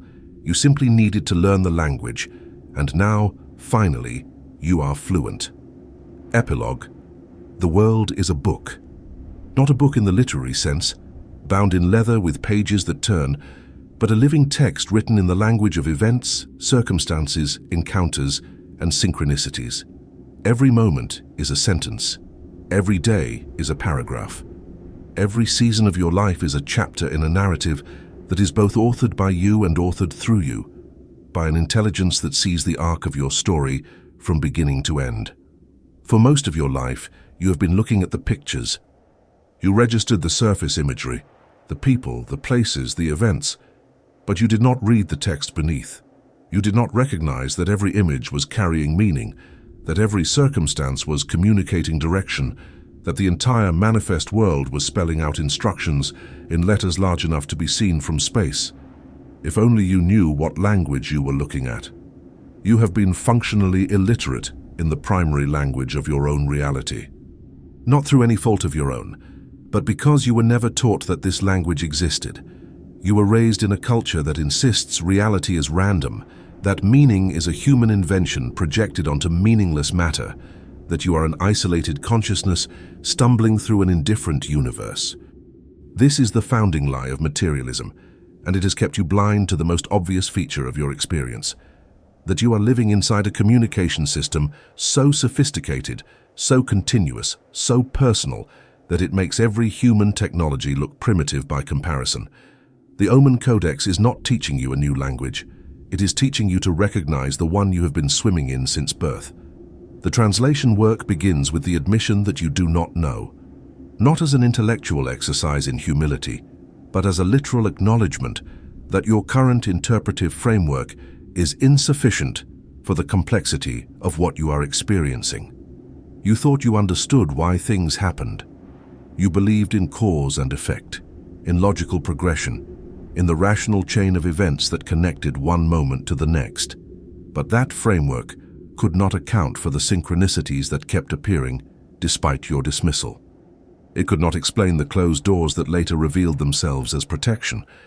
It could not justify the delays that positioned you perfectly for opportunities you never saw coming. Your logic was not wrong. It was incomplete. It was a map drawn for a flat Earth when the territory is spherical. Stop fighting the current. This is the core instruction, the foundational shift that precedes all others.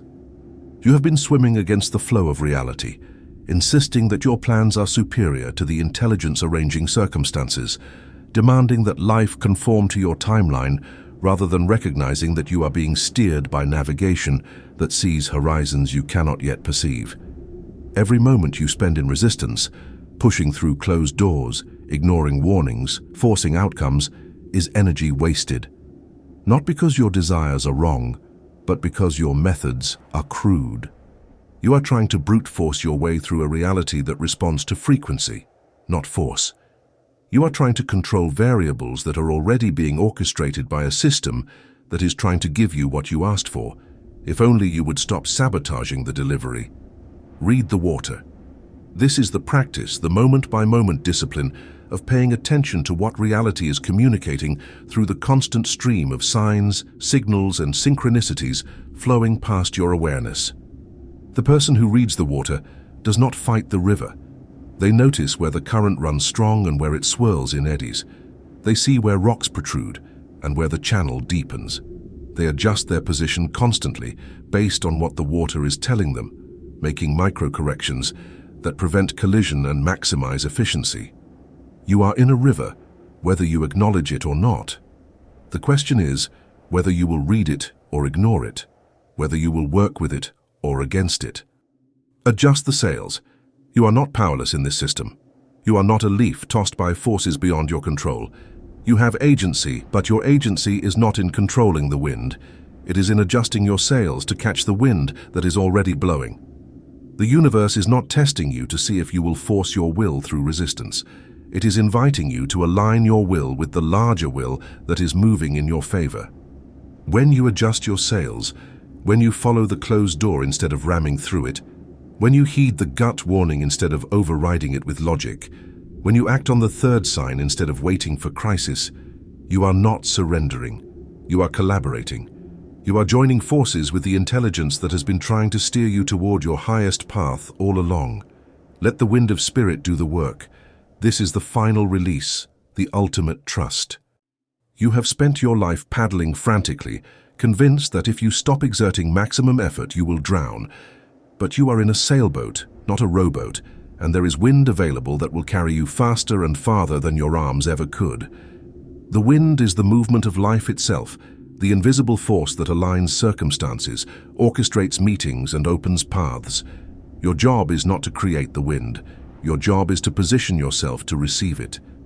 And when you do, when you finally let go of the oars and trust the sail, you will discover that you have been exhausting yourself unnecessarily for years, that the journey was always meant to be supported, that you were never supposed to carry yourself through willpower alone. The fluent operator, the master of the Omen Codex, does not live in a different reality than you. They live in the same reality, but they read it differently. They see the signs you miss. They trust the guidance you dismiss. They follow the flow you resist. And because of this, their life unfolds with a quality of ease and synchronicity that appears magical to observers, but is simply the natural result of alignment. They are not luckier than you. They are more literate. They have learned to read the book that you are still looking at pictures in. And this literacy is available to you, not eventually, but immediately, the moment you decide to see what has been visible all along. You stand now at the threshold. Behind you is a life lived in partial blindness, where you registered only a fraction of the communication constantly flowing in your direction. Ahead is a life lived in flow, where you read the text beneath every image, where you recognize every circumstance as instruction, where you navigate with the precision that comes from seeing not just what is in front of you, but what the map is showing you about what lies ahead. The threshold is not a place, it is a decision. Will you continue interpreting reality through the narrow lens of materialism and randomness? Or will you expand your perceptual framework to accommodate what your direct experience has been showing you all along? The book is open, the text is clear, the language is being spoken in every moment through every channel available. You are not separate from this communication, you are immersed in it. You are not disconnected from guidance, you are drowning in it. The only question that has ever mattered is whether you will learn to read what is being written, or whether you will continue to pretend you are navigating without a map while standing in a library of infinite instruction. The choice, as it has always been, is yours. But the consequences of that choice will echo through every day you have remaining. In every decision you make, in every opportunity you encounter or miss because you were looking at pictures instead of reading the words. Read the water, adjust the sails, let the wind do the work, and become finally the fluent operator you were always meant to be, someone who navigates reality not through force but through literacy, not through control but through collaboration, not through will but through alignment with the will that has been steering you home since before you learned to walk. The Omen Codex is complete. The rest of the story is yours to write, but you are not writing it alone. You never were. You were simply too distracted to notice the co-author, who has been leaving notes in the margins all along, waiting patiently for you to stop and read what they were trying to tell you. Now, at last, you can.